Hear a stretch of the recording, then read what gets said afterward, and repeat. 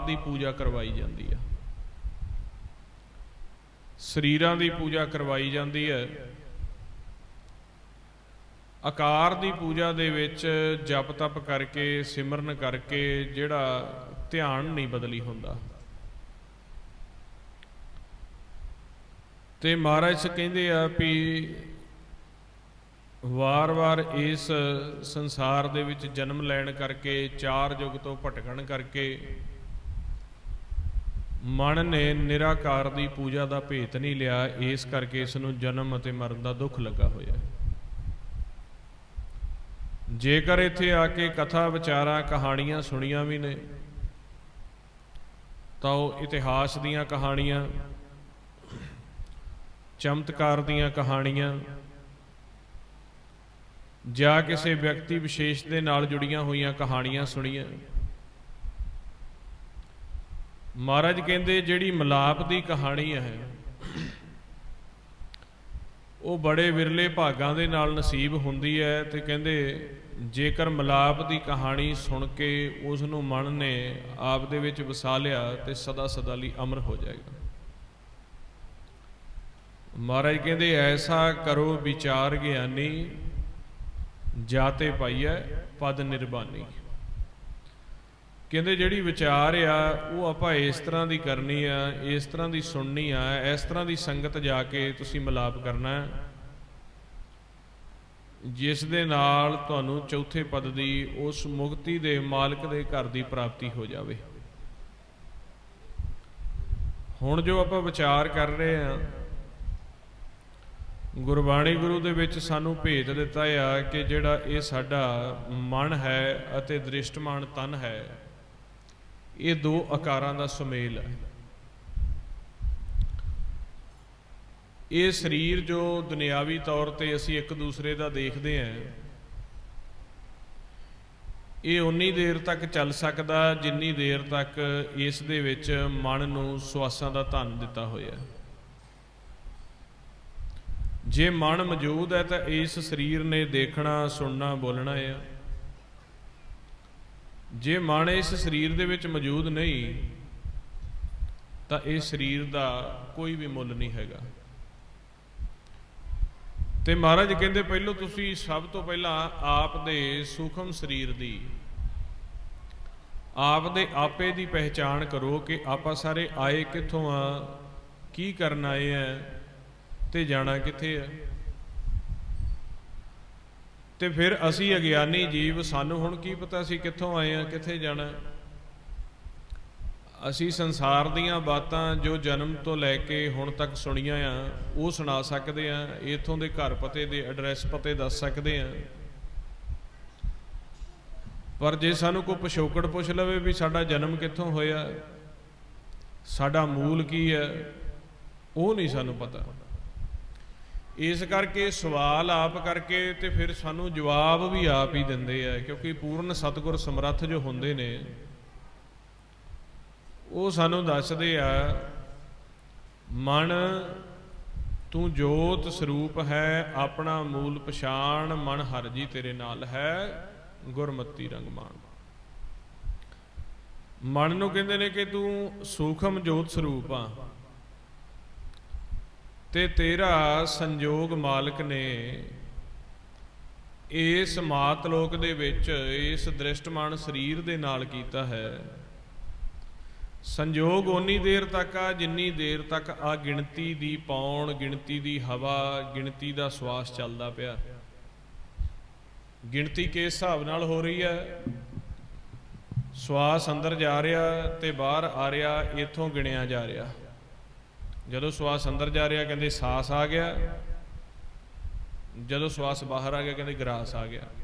ਇਹ ਗਿਣਤੀ ਚੱਲਦੀ ਪਈ ਰੋਜ਼ ਦਾ ਰੋਜ਼। ਤੇ ਮਹਾਰਾਜ ਕਹਿੰਦੇ ਜਿਹੜੇ ਇਹ ਗਿਣਤੀ ਹੈ ਵੀ ਸਵਾਸਾਂ ਦੀ ਕਿੰਨੀ ਗਿਣਤੀ ਹੈ ਜੀ, ਕਿੰਨਾ ਚਿਰ ਅਸੀਂ ਇੱਥੇ ਰਹਿਣਾ, ਕਹਿੰਦੇ ਇਹੀ ਤੇਰੀ 4 ਯੁਗਾਂ ਦੀ ਕਮਾਈ ਹੋਈ ਆ।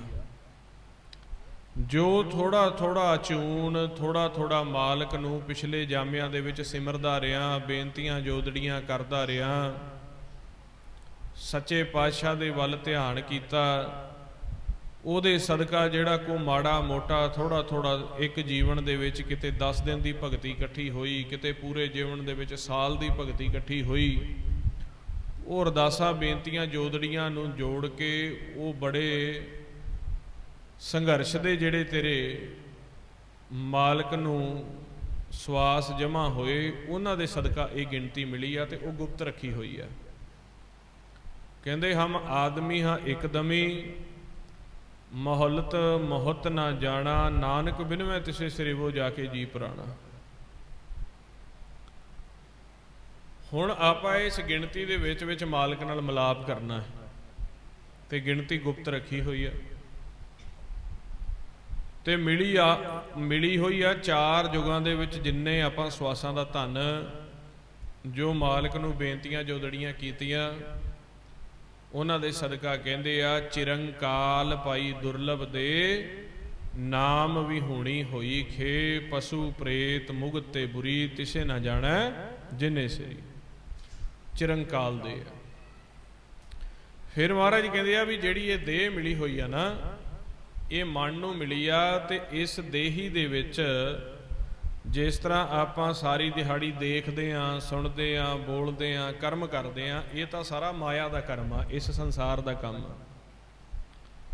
ਭੇਤ ਨਾ ਹੋਣ ਕਰਕੇ ਆਪਾਂ ਭਗਤੀ ਵੀ ਇਸ ਸੰਸਾਰ ਦੀ ਕਰਦੇ ਰਹਿੰਦੇ ਆ। ਕੋਈ ਪੰਜਾਬੀ ਭਾਸ਼ਾ 'ਚ ਜਪਦਾ, ਕੋਈ ਹਿੰਦੀ 'ਚ ਜਪਦਾ, ਕੋਈ ਕਿਸੇ ਆਕਾਰ ਨੂੰ ਧਿਆਨ ਦੇ ਵਿੱਚ ਲੈ ਕੇ ਉਹਦੀ ਸੇਵਾ ਕਰਦਾ। ਹੁਣ ਇਸ ਸੰਸਾਰ ਦੇ ਵਿੱਚ ਵਿਚਰਦਿਆਂ ਇਸ ਦੇਹੀ ਦਾ ਤੱਤਾਂ ਦਾ ਬੈਲੈਂਸ ਵਾਧ ਘਾਟ ਹੁੰਦਾ, ਜੋ ਇਸ ਦੇਹੀ ਦੇ ਦੁੱਖ ਲੱਗਦੇ ਨੇ, ਤੇ ਇਸ ਦੇਹੀ ਦੇ ਨਾਲ ਇੰਨਾ ਪਿਆਰ ਪੈ ਗਿਆ, ਜਦੋਂ ਇਸ ਨੂੰ ਦੁੱਖ ਸੁੱਖ ਆਉਂਦੇ ਨੇ ਤੇ ਇਸ ਦੇ ਦੁੱਖ ਸੁੱਖਾਂ ਦੇ ਪਿੱਛੇ ਇੱਧਰ ਸੰਸਾਰ ਦੀ ਭਗਤੀ ਕਰਦਾ। ਪਰ ਮਾਲਕ ਕਹਿੰਦੇ ਵੀ ਇਸ ਦੇਹੀ ਦੇ ਵਿੱਚ ਇੱਕ ਸੂਖਮ ਘਰ ਬਣਾਇਆ ਹੋਇਆ, ਜਿਸ ਨੂੰ 10ਵਾਂ ਘਰ ਕਿਹਾ ਜਾਂਦਾ। ਕਹਿੰਦੇ ਕੀ ਤੁਸੀਂ ਉਸ 10ਵੇਂ ਘਰ ਦੀ ਖੋਜ ਕੀਤੀ ਹੈ? ਵੀ ਇਸ ਸਰੀਰ ਦੇ ਵਿੱਚ ਤੁਸੀਂ ਦੇਖਦੇ ਆ, ਸੁਣਦੇ ਆ, ਬੋਲਦੇ ਆ, ਵਿਚਰਦੇ ਆ, ਕਰਮ ਕਰਦੇ ਆ, ਕਿਸਮਤ ਆ, ਲੇਖ ਲਿਖੇ ਹੋਏ ਆ, ਤੁਹਾਡਾ ਪਰਿਵਾਰ ਸੰਜੋਗ ਆ। ਪਰ ਮਹਾਰਾਜ ਕਹਿੰਦੇ ਇਸ ਦੇਹੀ ਦੇ ਵਿੱਚ ਇੱਕ ਐਸਾ ਅਸਥਾਨ ਹੈ, ਇੱਕ ਐਸਾ ਮਾਲਕ ਨੇ ਦਰ ਬਣਾਇਆ ਜਿਸ ਨੂੰ 10ਵਾਂ ਘਰ ਕਿਹਾ। ਇਹ ਦੇਹੀ 10 ਦਰਵਾਜ਼ਿਆਂ ਦੀ ਬਣੀ ਆ। ਤੇ ਫਿਰ ਗੁਰਸਿੱਖ ਪੁੱਛਣ ਲੱਗੇ ਵੀ ਸੱਚੇ ਪਾਤਸ਼ਾਹ 10ਵਾਂ ਘਰ ਕੀ ਹੁੰਦਾ? ਵੀ ਜੇ ਦੇਹੀ ਦੇ ਵਿੱਚ ਹੈ, ਸਾਨੂੰ ਤਾਂ ਨਹੀਂ ਮਹਿਸੂਸ ਹੋਇਆ ਵੀ 10ਵਾਂ ਘਰ। ਉਹ ਦੇਖਣ ਨੂੰ, ਬੋਲਣ ਨੂੰ ਨਾਸਕਾ ਦੁਆਰਾ ਸੁੰਘਦੇ ਆ, ਅੱਖਾਂ ਦੁਆਰਾ ਦੇਖਦੇ ਆ, ਕੰਨਾਂ ਦੁਆਰਾ ਬੋਲਦੇ ਆ, ਕੰਨਾਂ ਦੁਆਰਾ ਸੁਣਦੇ ਆ, ਮੁਖ ਦੁਆਰਾ ਬੋਲਦੇ ਆ, ਮਲ ਮੂਤ ਇੰਦਰੇ ਆਪ ਦਾ ਕੰਮ ਕਰਦੇ ਆ, ਹੱਥ ਪੈਰ ਆਪ ਦਾ ਕੰਮ ਕਰਦੇ ਆ। 10ਵਾਂ ਘਰ ਕਿਹੜਾ ਹੋਇਆ ਫਿਰ? ਤੇ ਮਹਾਰਾਜ ਕਹਿੰਦੇ ਉਹ 10ਵਾਂ ਘਰ ਇਹੀ ਖੇਲ ਆ, ਜੇ 10ਵੇਂ ਦਾ ਭੇਤ ਬੁੱਝ ਲਿਆ ਤੇ ਸੰਸਾਰ ਦੇ ਵਿੱਚ ਆਇਆ ਸਫਲ ਹੋ ਜਾਣਾ। ਕਹਿੰਦੇ ਜਿਹੜਾ 10ਵਾਂ ਘਰ ਆ ਉਹ ਇਹਨਾਂ ਦ੍ਰਿਸ਼ਟਮਾਨ ਅੱਖਾਂ ਨਾਲ ਨਹੀਂ ਦਿਖਣਾ, ਨਾ ਇਹਨਾਂ ਕੰਨਾਂ ਨਾਲ ਸੁਣਿਆ ਜਾਣਾ। ਉਹ ਧਿਆਨ ਦੁਆਰਾ ਤੁਸੀਂ ਖੋਜ ਸਕਦੇ ਆ, ਧਿਆਨ ਦੀ ਤਾਕਤ ਦੁਆਰਾ। ਜਿਹੜਾ 10ਵਾਂ ਘਰ ਆ ਉਹ ਸੂਖਮ ਹੈ, ਪ੍ਰਕਾਸ਼ ਰੂਪ ਆ। ਤੇ ਉਸ ਦਾ ਆਸਣ ਦੱਸਿਆ ਹੋਇਆ, ਕਹਿੰਦੇ ਘਰ ਮੈਂ ਘਰ ਦਿਖਾਏ ਦੇ, ਸੋ ਸਤਿਗੁਰ ਪੁਰਖ ਸੁਜਾਨ, ਪੰਚ ਸ਼ਬਦ ਧੁਨ ਘਾਰ, ਧੁਨ ਤਹਿ ਬਾਜੈ ਸ਼ਬਦ ਨਿਸ਼ਾਨ।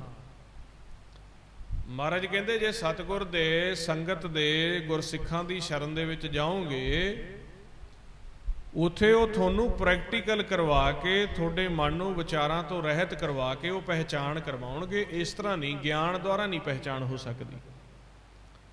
ਕਹਿੰਦੇ ਉਹ ਸਰੀਰ ਜਿਹੜਾ ਆ ਉਹ ਦੇਹੀ ਸੂਖਮ ਦੇ ਵਿੱਚ ਆ। ਇਹ ਸਰੀਰ ਦ੍ਰਿਸ਼ਟਮਾਨ ਸਰੀਰ ਰੂਪੀ ਘਰ ਦੇ ਵਿੱਚ ਉਹ ਸੂਖਮ ਘਰ ਆ। ਘਰ ਮੈਂ ਘਰ ਦਿਖਾਏ ਦੇ, ਸੋ ਸਤਿਗੁਰ ਪੁਰਖ ਸੁਜਾਨ। ਤੇ ਨਿਸ਼ਾਨੀ ਕੀ ਆ?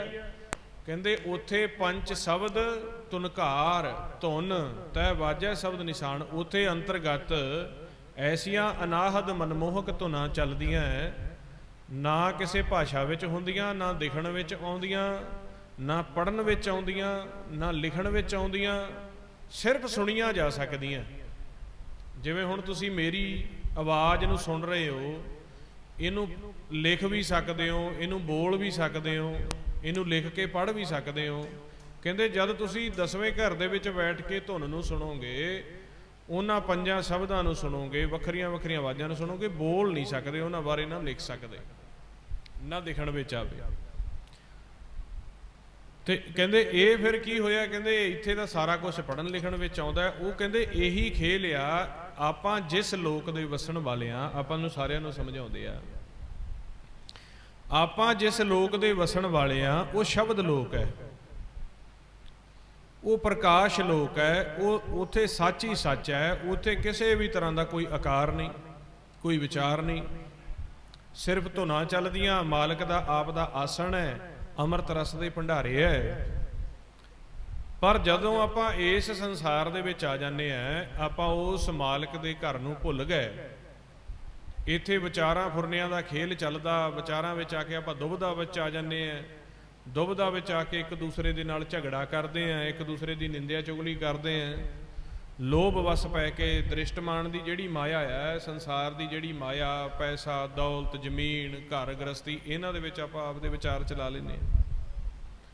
ਤੇ ਮਹਾਰਾਜ ਕਹਿੰਦੇ ਜਿਹੜੀ ਕੂੜ ਦੀ ਮੱਤ ਆ, ਇਸ ਸਰੀਰ ਦੇ ਦਿਮਾਗ ਨੂੰ, ਸਰੀਰ ਰੂਪੀ ਮੱਤ ਨੂੰ ਕੂੜ ਦੀ ਮੱਤ ਕਿਹਾ। ਕੂੜ ਦੀ ਮੱਤ ਦਾ ਇਸਤੇਮਾਲ ਕਰਦੇ ਆ, ਵਿਵੇਕ ਬੁੱਧ ਛੱਡ ਜਾਂਦੇ ਆ।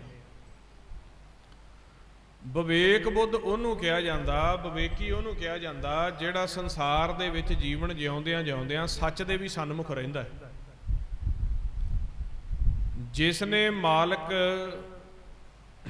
ਦੇ ਨੂਰ ਨੂੰ ਸਮਝ ਲਿਆ ਹੈ, ਜਿਸ ਨੇ ਉਸ ਜੋਤ ਨੂੰ ਪ੍ਰਗਟ ਕਰ ਲਿਆ ਹੈ, ਉਸ ਜੋਤ ਨੂੰ ਦੇਖਦਿਆਂ ਹੋਇਆਂ, ਉਸ ਨਾਦ ਨੂੰ ਸੁਣਦਿਆਂ ਹੋਇਆਂ ਉਹ ਇਸ ਸੰਸਾਰ ਦਾ ਕਰਮ ਕਰਦਾ ਹੈ, ਉਹ ਵਿਵੇਕੀ ਹੈ, ਉਹ ਭਗਉਤੀ ਹੈ, ਉਹ ਗੁਰਮੁਖ ਹੈ। ਹੁਣ ਗੁਰੂ ਨਾਨਕ ਸਾਹਿਬ ਨੇ ਜਦੋਂ ਇਸ ਸੰਸਾਰ ਦੇ ਵਿੱਚ ਆ ਕੇ ਪ੍ਰਚਾਰ ਕੀਤਾ, ਕਰਮ ਕੀਤਾ, ਉਹ ਕਹਿੰਦੇ ਭੁਗਤ ਗਿਆਨ ਦਇਆ ਭੰਡਾਰਨ ਘਟ ਘਟ ਵਾਜੈ ਨਾਦ। ਸਾਨੂੰ ਕਹਿੰਦੇ ਤੁਹਾਨੂੰ ਇੱਥੇ ਘਟ ਘਟ ਦੇ ਵਿੱਚ ਨਾਦ ਵੱਜਦਾ ਹੋਇਆ ਸੁਣ ਰਿਹਾ। ਅਸੀਂ ਕਹਿੰਦੇ ਸਾਨੂੰ ਤਾਂ ਕੋਈ ਨਾਦ ਨਹੀਂ ਸੁਣਦਾ, ਕੋਈ ਆਵਾਜ਼ ਨਹੀਂ ਸੁਣਦੀ ਇੱਥੇ। ਪਰ ਮਹਾਰਾਜ ਕਹਿੰਦੇ ਘਟ ਘਟ ਵਾਜੈ ਨਾਦ, ਆਪ ਨਾਥ ਨਾਥੀ ਸਭ ਜਾ ਕੀ ਰਿਦ ਸਿਧਵਰਾ ਸਾਥ। ਇੱਥੇ ਸੰਸਾਰ ਦੀ ਇਸ ਆ ਜਿੰਨਾ ਬ੍ਰਹਿਮੰਡ ਆ, ਜਿੰਨੀ ਇੱਥੇ ਖਾਲੀ ਖਲਾਇਆ, ਜਿੰਨੀ ਇਹ ਧਰਤੀ ਆਕਾਸ਼ ਆ, ਇਹਦੇ ਵਿੱਚ ਨਾਦ ਵੱਜਦਾ ਪਿਆ। ਤੇ ਫਿਰ ਉਹਨਾਂ ਨੇ ਬੜਾ ਖੋਲ ਕੇ ਦੱਸਿਆ, ਕਹਿੰਦੇ ਕੱਲਾ ਧਰਤੀ ਤੇ ਨਹੀਂ ਵੱਜਦਾ ਪਿਆ, ਜੇ ਨਾਦ ਨੂੰ ਸੁਣਨਾ ਕਹਿੰਦੇ ਸੁਣੀਐ ਧਰਤ ਧਵਲ ਆਕਾਸ਼, ਸੁਣਿਆ ਦੀਪ ਲੋਏ ਪਤਾਲ। ਤੇ ਜਦੋਂ ਨਾਦ ਨੂੰ ਸੁਣਨ ਲੱਗੇ ਕਹਿੰਦੇ ਸੁਣਿਆ ਪੋਏ ਨਾ ਸਕੈ ਕਾਲ। ਕਹਿੰਦੇ ਜਦੋਂ ਸੁਰਤੀ ਨੂੰ ਚਾਹੇ ਆਕਾਸ਼ ਦੇ ਵਿੱਚ ਲੈ ਜਾਓ, ਚਾਹੇ ਸੁਰਤੀ ਨੂੰ ਧਵਲ ਦੇ ਵਿੱਚ ਲੈ ਜਾਓ, ਚਾਹੇ ਪਤਾਲ ਦੇ ਵਿੱਚ ਲੈ ਜਾਓ, ਚਾਹੇ ਖੰਡਾਂ ਬ੍ਰਹਿਮੰਡਾਂ ਦੇ ਵਿੱਚ ਲੈ ਜਾਓ, ਉਹ ਨਾਦ ਦੀ ਧੁਨ, ਸ਼ਬਦ ਦੀ ਧੁਨ, ਸਤਨਾਮ ਦੀ ਧੁਨ, ਅਨਹਦ ਦੀ ਧੁਨ ਘਟ ਘਟ ਦੇ ਵਿੱਚ ਵੱਜ ਰਹੀ, ਕਿਸੇ ਭਾਸ਼ਾ ਦੇ ਵਿੱਚ ਨਹੀਂ ਵੱਜ ਰਹੀ। ਆਪਾਂ ਕਹੀਏ ਵੀ ਹਰੀ ਹਰੀ ਚੱਲ ਰਿਹਾ, ਵਾਹਿਗੁਰੂ ਵਾਹਿਗੁਰੂ ਚੱਲ ਰਿਹਾ, ਸਤਨਾਮ ਸਤਨਾਮ ਚੱਲ ਰਿਹਾ, ਨਹੀਂ। ਨਾਦ, ਨਾਦ ਜਿਵੇਂ ਇੱਕ ਹਾਰਮੋਨੀਅਮ ਜਿਸ ਤਰ੍ਹਾਂ ਸਾਜ਼ ਹੈ, ਤੰਤੀ ਸਾਜ਼ ਹੈ, ਢੋਲਕੀ ਸਾਜ਼ ਹੈ, ਇਸ ਤਰ੍ਹਾਂ ਨਾਦ ਵੀ ਇੱਕ ਸਾਜ਼ ਆ, ਸਾਜ਼ ਦੀ ਆਵਾਜ਼ ਚੱਲਦੀ ਹੈ। ਤੇ ਮਹਾਰਾਜ ਕਹਿੰਦੇ ਵੀ ਜੇ ਉਸ ਸਾਜ਼ ਦੇ ਨਾਲ ਤੁਸੀਂ ਜੁੜ ਗਏ, ਉਸ ਨੂੰ ਅਜੱਪਾ ਜਾਪ ਕਿਹਾ ਗਿਆ। ਤੇ ਕਹਿੰਦੇ ਸਾਰੇ ਪਾਸੇ ਚੱਲਦੀ ਹੈ। ਤੇ ਕਹਿੰਦੇ ਸੁਣਿਆ ਪੋਏ ਨਾ ਸਕੈ ਕਾਲ। ਜਦੋਂ ਧੁਨ ਦੇ ਨਾਲ ਉਸ ਸ਼ਬਦ ਸੱਚ ਦੀ ਨਾਲ ਤੁਹਾਡੀ ਸੁਰਤੀ ਜੁੜੂਗੀ, ਫਿਰ ਕਾਲ ਪਾਸੇ ਛੱਡੂਗਾ ਤੁਹਾਨੂੰ, ਨਹੀਂ ਤਾਂ ਕਾਲ ਨੇ ਤੁਹਾਡਾ ਪੈਂਡਾ ਨਹੀਂ ਛੱਡਣਾ। ਕਾਲ ਕਿਵੇਂ ਨਹੀਂ ਪੈਂਡਾ ਛੱਡਦਾ? ਕਹਿੰਦੇ ਸਭ ਜਗ ਕਾਲੇ ਵਸ ਹੈ। ਉਹ ਕਿਵੇਂ? ਸਵੇਰ ਤੋਂ ਲੈ ਕੇ ਜਦੋਂ ਮਨ ਇਸ ਸਰੀਰ ਦੇ ਵਿੱਚ ਪ੍ਰਵੇਸ਼ ਕਰ ਜਾਂਦਾ, ਕਿਉਂਕਿ ਦਿਨ ਤੇ ਰਾਤ ਦੀ ਖੇਡ ਆ ਗੁਰਮੁਖ ਪਿਆਰਿਓ। ਰਾਤ ਨੂੰ ਇਹ ਸਰੀਰ ਜਿਹੜਾ ਆ ਰਿਲੈਕਸ ਹੋ ਜਾਂਦਾ, ਇਹਦੇ ਵਿੱਚ ਚੱਲਦੀ ਹੋਈ ਪੌਣ ਆ, ਉਹਦਾ ਬੈਲੈਂਸ ਬਰਾਬਰ ਹੋ ਜਾਂਦਾ। ਮਨ ਇਸ ਸਰੀਰ ਦੇ ਵਿੱਚੋਂ ਬਾਹਰ ਨਿਕਲ ਜਾਂਦਾ, ਸਰੀਰ ਮੰਜੇ ਤੇ ਪਿਆ ਰਹਿੰਦਾ 7 8 10 ਘੰਟੇ, ਕੋਈ ਸਾਨੂੰ ਸੁੱਧ ਬੁੱਧ ਨਹੀਂ ਹੁੰਦੀ। ਅੱਖਾਂ ਕੰਨ ਨੱਕ ਇੱਥੇ ਪਏ ਰਹਿੰਦੇ ਆ, ਮਨ ਆਪਦੇ ਘਰ ਚਲਿਆ ਜਾਂਦਾ, ਸੁੰਨ ਵਿੱਚ ਚਲਿਆ ਜਾਂਦਾ। ਜਾਂ ਨੀਂਦ ਵਿੱਚ ਕਹਿ ਦਿੰਦੇ ਆ, ਦੁਨਿਆਵੀ ਭਾਸ਼ਾ 'ਚ ਨੀਂਦ ਆ ਗਈ। ਅਧਿਆਤਮ 'ਚ ਕਹਿ ਦਿੱਤਾ ਜਾਂਦਾ ਵੀ ਸੁੰਨ ਵਿੱਚ, ਉਨਮਨ ਦੇ ਵਿੱਚ ਜਾ ਕੇ ਸਮਾ ਗਿਆ। फिर जदों मन ने सुबह मालिक ने संजोग करना है इस कूड़ की देही दे नाल, दोबारा साडा मन इस नेत्रां दे विच आके बैठदा। आ शरीर दे नेत्र आ ना जिहड़े, मन दा आसन इत्थे आ। जदों दोबारे आके इस शरीर दे विच मन प्रवेश करदा आ, ज्यों ही असीं नेत्र खोलदे हैं उत्थों विचारां दा खेल सुबह चल पैंदा। वो काल आ गया, उस नूं कहंदे एक सवाण दोए सवाणी नाल।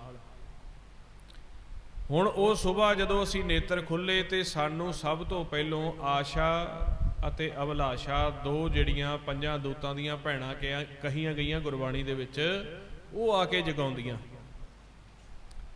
आशा सानू आके कहंदी आ भी हाँ भाई अज की काम करना है, आ काम तेरे कल वाले बकाया सीगे, आ जिन्ने बजे तक करना, शाम तक आ करना, रात तक आ करना। अभिलाषा कहंदी है इस तरीके करांगे। उत्थों विचार आ गया। हुण नेत्र खुलदे साडे अंदर विचार चल पए, उस नूं महाराज कहंदे सूखम माया। फिर इन्नी तेज गति दे नाल सानू विचार चलदे आ भी जे आपां कहीए भी हजे मैनू तो सुध बोधी आई आ, सुरती नेत्रां दे विच आई आ भी थोड़ा घणा बैठ के सवेरे नाम जप लीए, गुरबाणी पढ़ लीए, इशनान कर लीए, फिर कोई काम शुरू करांगे ना। अपने अंदर अगन इन्नी वधी हुई है, सुबह हल्का जिहा विचार उन्होंने देना पंजां दूतां ने। जे अपनी आत्मा अंदरों कहूगी ना भी हुण लै भाई दिन की शुरुआत आ भी थोड़ा जिहा नाम जप ला, नाम जप के मन नूं सहज दे विच लै आ। जो अंदर महाराज ने अमृत का खूह भर के रखिया, अमृत रस कढ़ के पी ला ना। विचार इन्नी तेजी नाल आएगा, मन जिहड़ा आ नालों नाल पंजां दूतां नाल रल जांदा, शरीर दे नाल रल जांदा। ते फिर महाराज कहंदे बुरे काम को ऊठ खलोया, नाम की बेला पै पै सोया। हुण वो फिर जिन्ने मर्जी काम कही जान अंदरों, ये विचार नहीं करता भी मैनू अंदरों फुरना कौन दे रहा, दुनिया के काम के लिए मैनू वार वार कौन प्रेर रहा। ये सुबह तो ही पंजे दूत आपां नूं कैद कर लेंदे आ। हुण पंजां दूतां ने सवेर तो मन नूं फड़ लिया। हुण जदों ध्यान फुरनिया च हो गया, साडे सवास जिहड़े ने वो फुरनिया च लगन लग गए, क्योंकि सवासां दा ही खजाना है।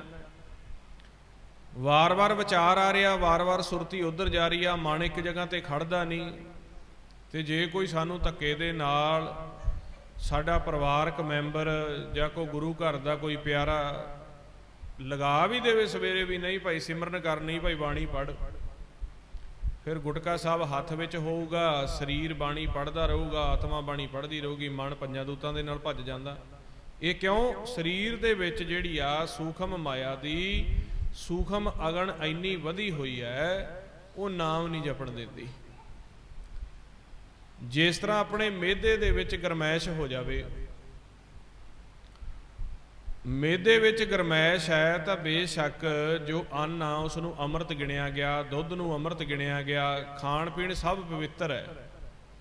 पर जे मेदे की गरमैश आ तो जे रोटी आपां थोड़ी जी भी चिथ के अंदर जावांगे, वो गरमैश करन बाहर आ जाती है, क्योंकि मेदे दे विच गरमैश है।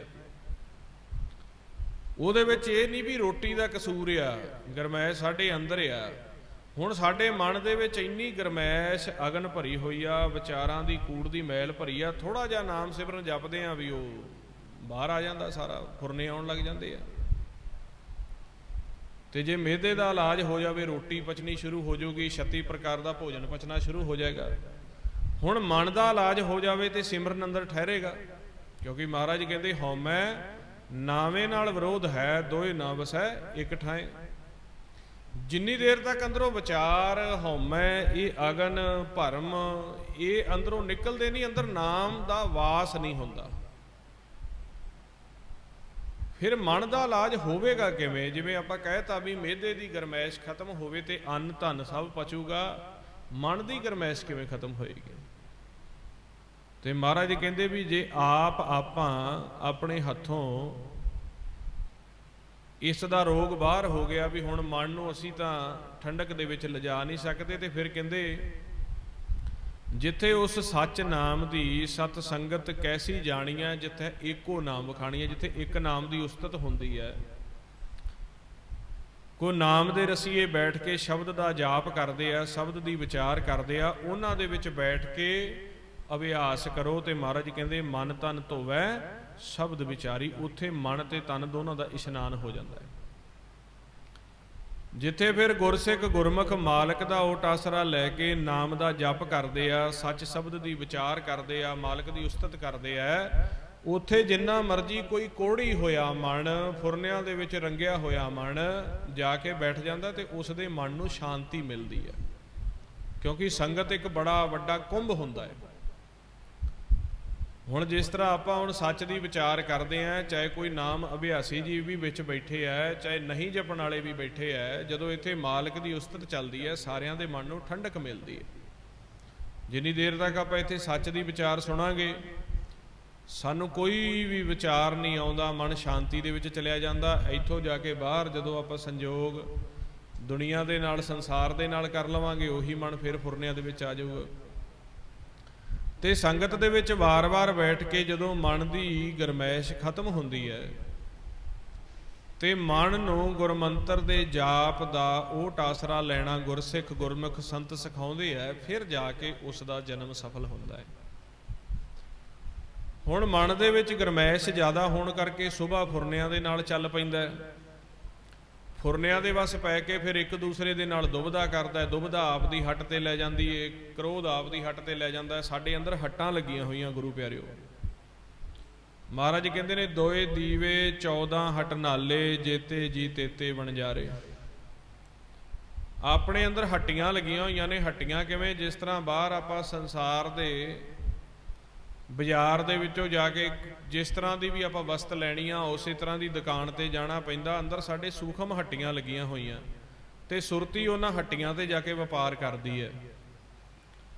ਤੇ ਪੰਜੇ ਦੂਤ ਆਪ ਦੀਆਂ ਹੱਟਾਂ ਤੇ ਲੈ ਜਾਂਦੇ ਆ। ਆਸ਼ਾ ਵਿਲਾਸ਼ਾ ਪਹਿਲਾਂ ਸੁਬਾਹ ਆਪ ਦੀ ਹੱਟ ਤੇ ਲੈ ਗਏ, ਆਸ਼ਾ ਵਿਲਾਸ਼ਾ ਤੋਂ ਅੱਗੇ ਕੰਮ ਨਾ ਬਣਿਆ, ਫਿਰ ਕ੍ਰੋਧ ਦੀ ਹੱਟ ਤੇ ਚਲਿਆ ਗਿਆ ਮਨ, ਕਦੇ ਨਿੰਦਿਆ ਦੀ ਹੱਟ ਤੇ ਚਲਿਆ ਗਿਆ। ਅੰਦਰ ਸੁਰਤੀ ਵਾਰ-ਵਾਰ ਇਸ ਸਰੀਰ ਰੂਪੀ ਇਹਨੂੰ ਭਵਜਲ ਕਹਿ ਦਿੱਤਾ। ਫਿਰ ਜਦੋਂ ਸਰੀਰ ਦੇ ਵਿੱਚ ਫਸ ਗਏ, ਫਿਰ ਜਦੋਂ ਅਗਨ ਬਹੁਤ ਜ਼ਿਆਦਾ ਵੱਧ ਜਾਂਦੀ ਹੈ, ਜਿਹੜਾ ਮਨ ਆਪ ਦੇ ਘਰੋਂ ਅੰਮ੍ਰਿਤ ਲੈ ਕੇ ਆਇਆ ਉਹ ਅੰਮ੍ਰਿਤ ਅਗਨ ਦੇ ਨਾਲ ਸੁੱਕਣਾ ਸ਼ੁਰੂ ਹੋ ਜਾਂਦਾ ਹੈ। ਤੇ ਫਿਰ ਕੀ ਕਰਦਾ? ਬਾਹਰੋਂ ਦੁਨਿਆਵੀ ਤੌਰ ਤੇ ਨਸ਼ਿਆਂ ਦਾ ਸਹਾਰਾ ਲੈਂਦਾ, ਫਿਰ ਝੂਠੇ ਮਦ ਪੀਂਦਾ ਆ। ਜਦੋਂ ਜਿੰਨਾ ਮਾਲਕ ਨੇ ਅੰਦਰ ਬਲ ਦਿੱਤਾ, ਜਿੰਨਾ ਅੰਮ੍ਰਿਤ ਦਿੱਤਾ, ਜਿੰਨਾ ਸਵਾਸ ਦਿੱਤਾ, ਮਹਾਰਾਜ ਨੇ ਕਿਹਾ ਇੰਨਾ ਹੀ ਕਰਮ ਕਰਨਾ, ਇੰਨਾ ਕੀ ਸੋਚਣਾ, ਇਹਦੇ ਤੋਂ ਵੱਧ ਹੁਕਮ ਤੋਂ ਬਾਹਰ ਨਹੀਂ ਜਾਣਾ। ਨਹੀਂ ਤਾਂ ਮਹਾਰਾਜ ਕਹਿੰਦੇ ਜੈਸੀ ਅਗਨ ਉਧਰ ਮਾਹੇ ਤੈਸੀ ਬਾਹਰ ਮਾਇਆ, ਮਾਇਆ ਅਗਨ ਸਭ ਇੱਕੋ ਜਿਹੀ ਕਰਤੇ ਖੇਲ ਰਚਾਇਆ। ਕਰਤੇ ਦਾ ਖੇਲ ਆ।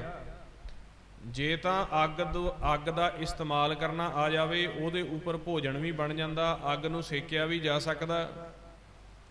ਤੇ ਜੇ ਅੱਗ ਦਾ ਇਸਤੇਮਾਲ ਕਰਨਾ ਨਾ ਆਵੇ, ਬਚਪਨੇ ਵਿੱਚ ਚੱਲੀਏ ਤੇ ਅੱਗ ਫਿਰ ਜਿਹੜੀ ਆ ਉਹ ਸਰੀਰ ਨੂੰ ਸਾੜ ਦਿੰਦੀ ਆ। ਹੁਣ ਜਦੋਂ ਜ਼ਿਆਦਾ ਵਿਚਾਰ ਲੈਂਦਾ, ਫਿਰ ਅੰਦਰੋਂ ਆਪ ਦਾ ਜਿਹੜਾ ਅੰਮ੍ਰਿਤ ਭੇਜਿਆ ਹੋਇਆ ਉਹ ਠੰਡਕ ਆ, ਉਹ ਸੁੱਕਦੀ ਆ, ਸੜਨਾ ਸ਼ੁਰੂ ਹੋ ਜਾਂਦਾ। ਫਿਰ ਉਹ ਦੁਨਿਆਵੀ ਅਗਨ ਤੋਂ ਸੜਨ ਦੇ ਬਚਾਵ ਦੇ ਲਈ ਇਹ ਪਤਾ ਨਹੀਂ ਵੀ ਮੈਂ ਜੇ ਅੰਮ੍ਰਿਤ ਰਸ ਨੂੰ ਹੋਰ ਕੱਢ ਕੇ ਪੀ ਲਵਾਂ, ਜੇ 10ਵੇਂ ਘਰ ਦੇ ਵਿੱਚ ਬੈਠ ਜਾਵਾਂ, ਇਹ ਨਹੀਂ ਪਤਾ ਕਿ ਮੇਰਾ ਤਾਂ ਆਸਣ ਵੱਖਰਾ ਆ, ਮੈਂ ਮਾਣਿਆ, ਪੰਜ ਦੂਤ ਵੱਖਰੇ ਆ, ਆਤਮਾ ਵੱਖਰੀ ਆ, ਸਰੀਰ ਵੱਖਰਾ। ਇਹ ਅੰਦਰਲੇ ਪਰਿਵਾਰ ਦਾ ਕੋਈ ਭੇਤ ਨਹੀਂ, ਕਿਉਂਕਿ ਸੰਗਤ 'ਚ ਨਹੀਂ ਗਿਆ। ਬਾਹਰੀ ਗਿਆਨ ਹੈਗਾ ਹੈ, ਪੁਸਤਕ ਪਾਠ ਵਿਆਕਰਨ ਵਿਖਾਣੇ, ਸੰਧਿਆ ਕਰਮ ਤਿਕਾਲ ਕਰੇ, ਬਿਨ ਗੁਰ ਸ਼ਬਦ ਮੁਕਤ ਕਹਾਂ ਪ੍ਰਾਣੀ, ਰਾਮ ਨਾਮ ਬਿਨ ਉਰਜ ਮਰੈ। ਬਾਹਰ ਦਾ ਤਾਂ ਸਾਰਾ ਭੇਤ ਆ, ਪਰ ਅੰਦਰੋਂ ਪਤਾ ਹੀ ਨਹੀਂ ਲੱਗਦਾ ਵੀ ਕਿਹੜਾ ਵਿਚਾਰ ਕੌਣ ਦਿੰਦਾ, ਕਿਵੇਂ ਦਿੰਦਾ। ਮੈਂ ਬੋਲ ਰਿਹਾ ਕਿ ਅੰਦਰੋਂ ਪੰਜ ਬੋਲ ਰਹੇ ਆ, ਇਹ ਨਹੀਂ ਪਤਾ ਹੈਗਾ, ਕਿਉਂਕਿ ਪ੍ਰੈਕਟੀਕਲ ਦਾ ਗਿਆਨ ਨਹੀਂ ਹੈਗਾ। ਹੁਣ ਜਦੋਂ ਫਿਰ ਇਸ ਤਰ੍ਹਾਂ ਆਪ ਦਾ ਤਾਂ ਅੰਮ੍ਰਿਤ ਕੱਢ ਕੇ ਪੀਣਾ ਨਹੀਂ ਆਉਂਦਾ, ਘਰ ਹੀ ਮੈਂ ਅੰਮ੍ਰਿਤ ਭਰਪੂਰ ਹੈ, ਮਨ ਮੁਖਾਂ ਸਾਧਨਾ ਆਇਆ, ਵਾਧੂ ਅੰਮ੍ਰਿਤ ਪਿਆ। ਪਰ ਕਿਸੇ ਪਿਆਰੇ ਦਾ ਸੰਗ ਕੀਤਾ ਹੋਵੇਗਾ, ਗੁਰਸਿੱਖ ਦਾ ਸੰਗ ਕੀਤਾ ਹੋਊਗਾ, ਸਤਿਗੁਰ ਦੀ ਬਾਣੀ ਨੂੰ ਵਿਚਾਰਿਆ ਹੋਊ ਤਾਂ ਕੱਢਣਾ ਆਊਗਾ। ਹੁਣ ਉਹ ਜਦੋਂ ਅੰਮ੍ਰਿਤ ਕੱਢਣਾ ਨਹੀਂ ਆਉਂਦਾ ਤੇ ਫਿਰ ਬਾਹਰੋਂ ਨਸ਼ੇ ਦਾ ਸਹਾਰਾ ਲੈਂਦਾ, ਫਿਰ ਮਦ ਪੀਂਦਾ, ਪੋਸਤ ਖਾਂਦਾ, ਤਰ੍ਹਾਂ ਤਰ੍ਹਾਂ ਦੇ ਨਸ਼ੇ ਕਰਦਾ, ਜਿਸ ਦੇ ਨਾਲ ਫਿਰ ਸਰੀਰ ਦੇ ਤੱਤਾਂ ਦਾ ਬੈਲੈਂਸ ਹੋਰ ਵਿਗੜ ਜਾਂਦਾ। ਉਹ ਥੋੜ੍ਹੇ ਸਮੇਂ ਦੇ ਲਈ ਜੋ ਸਰੀਰ ਦੇ ਤੱਤਾਂ ਦੇ ਵਿੱਚ ਪਾਵਰ ਨੂੰ ਥੋੜ੍ਹਾ ਜਿਹਾ ਵਧਾ ਕੇ ਇਸ ਦੇ ਸਰੀਰ ਨੂੰ ਸਹਿਜ ਕਰ ਦਿੰਦੇ ਆ, ਪਰ ਉਸ ਤੋਂ ਦੁੱਗਣਾ ਨੁਕਸਾਨ ਹੋ ਜਾਂਦਾ। ਜਿਸ ਤਰ੍ਹਾਂ ਧਰਤੀ ਦੇ ਵਿੱਚ ਖਾਦ ਪਾ ਦਈਏ, ਉਪਜ ਤਾਂ ਵੱਧ ਜਾਂਦੀ ਹੈ, ਪਰ ਥੋੜ੍ਹੇ ਸਮੇਂ ਦੇ ਬਾਅਦ ਜਿਹੜੀ ਧਰਤੀ ਆ ਉਹ ਬੰਜਰ ਹੋਣਾ ਸ਼ੁਰੂ ਹੋ ਜਾਂਦੀ ਹੈ।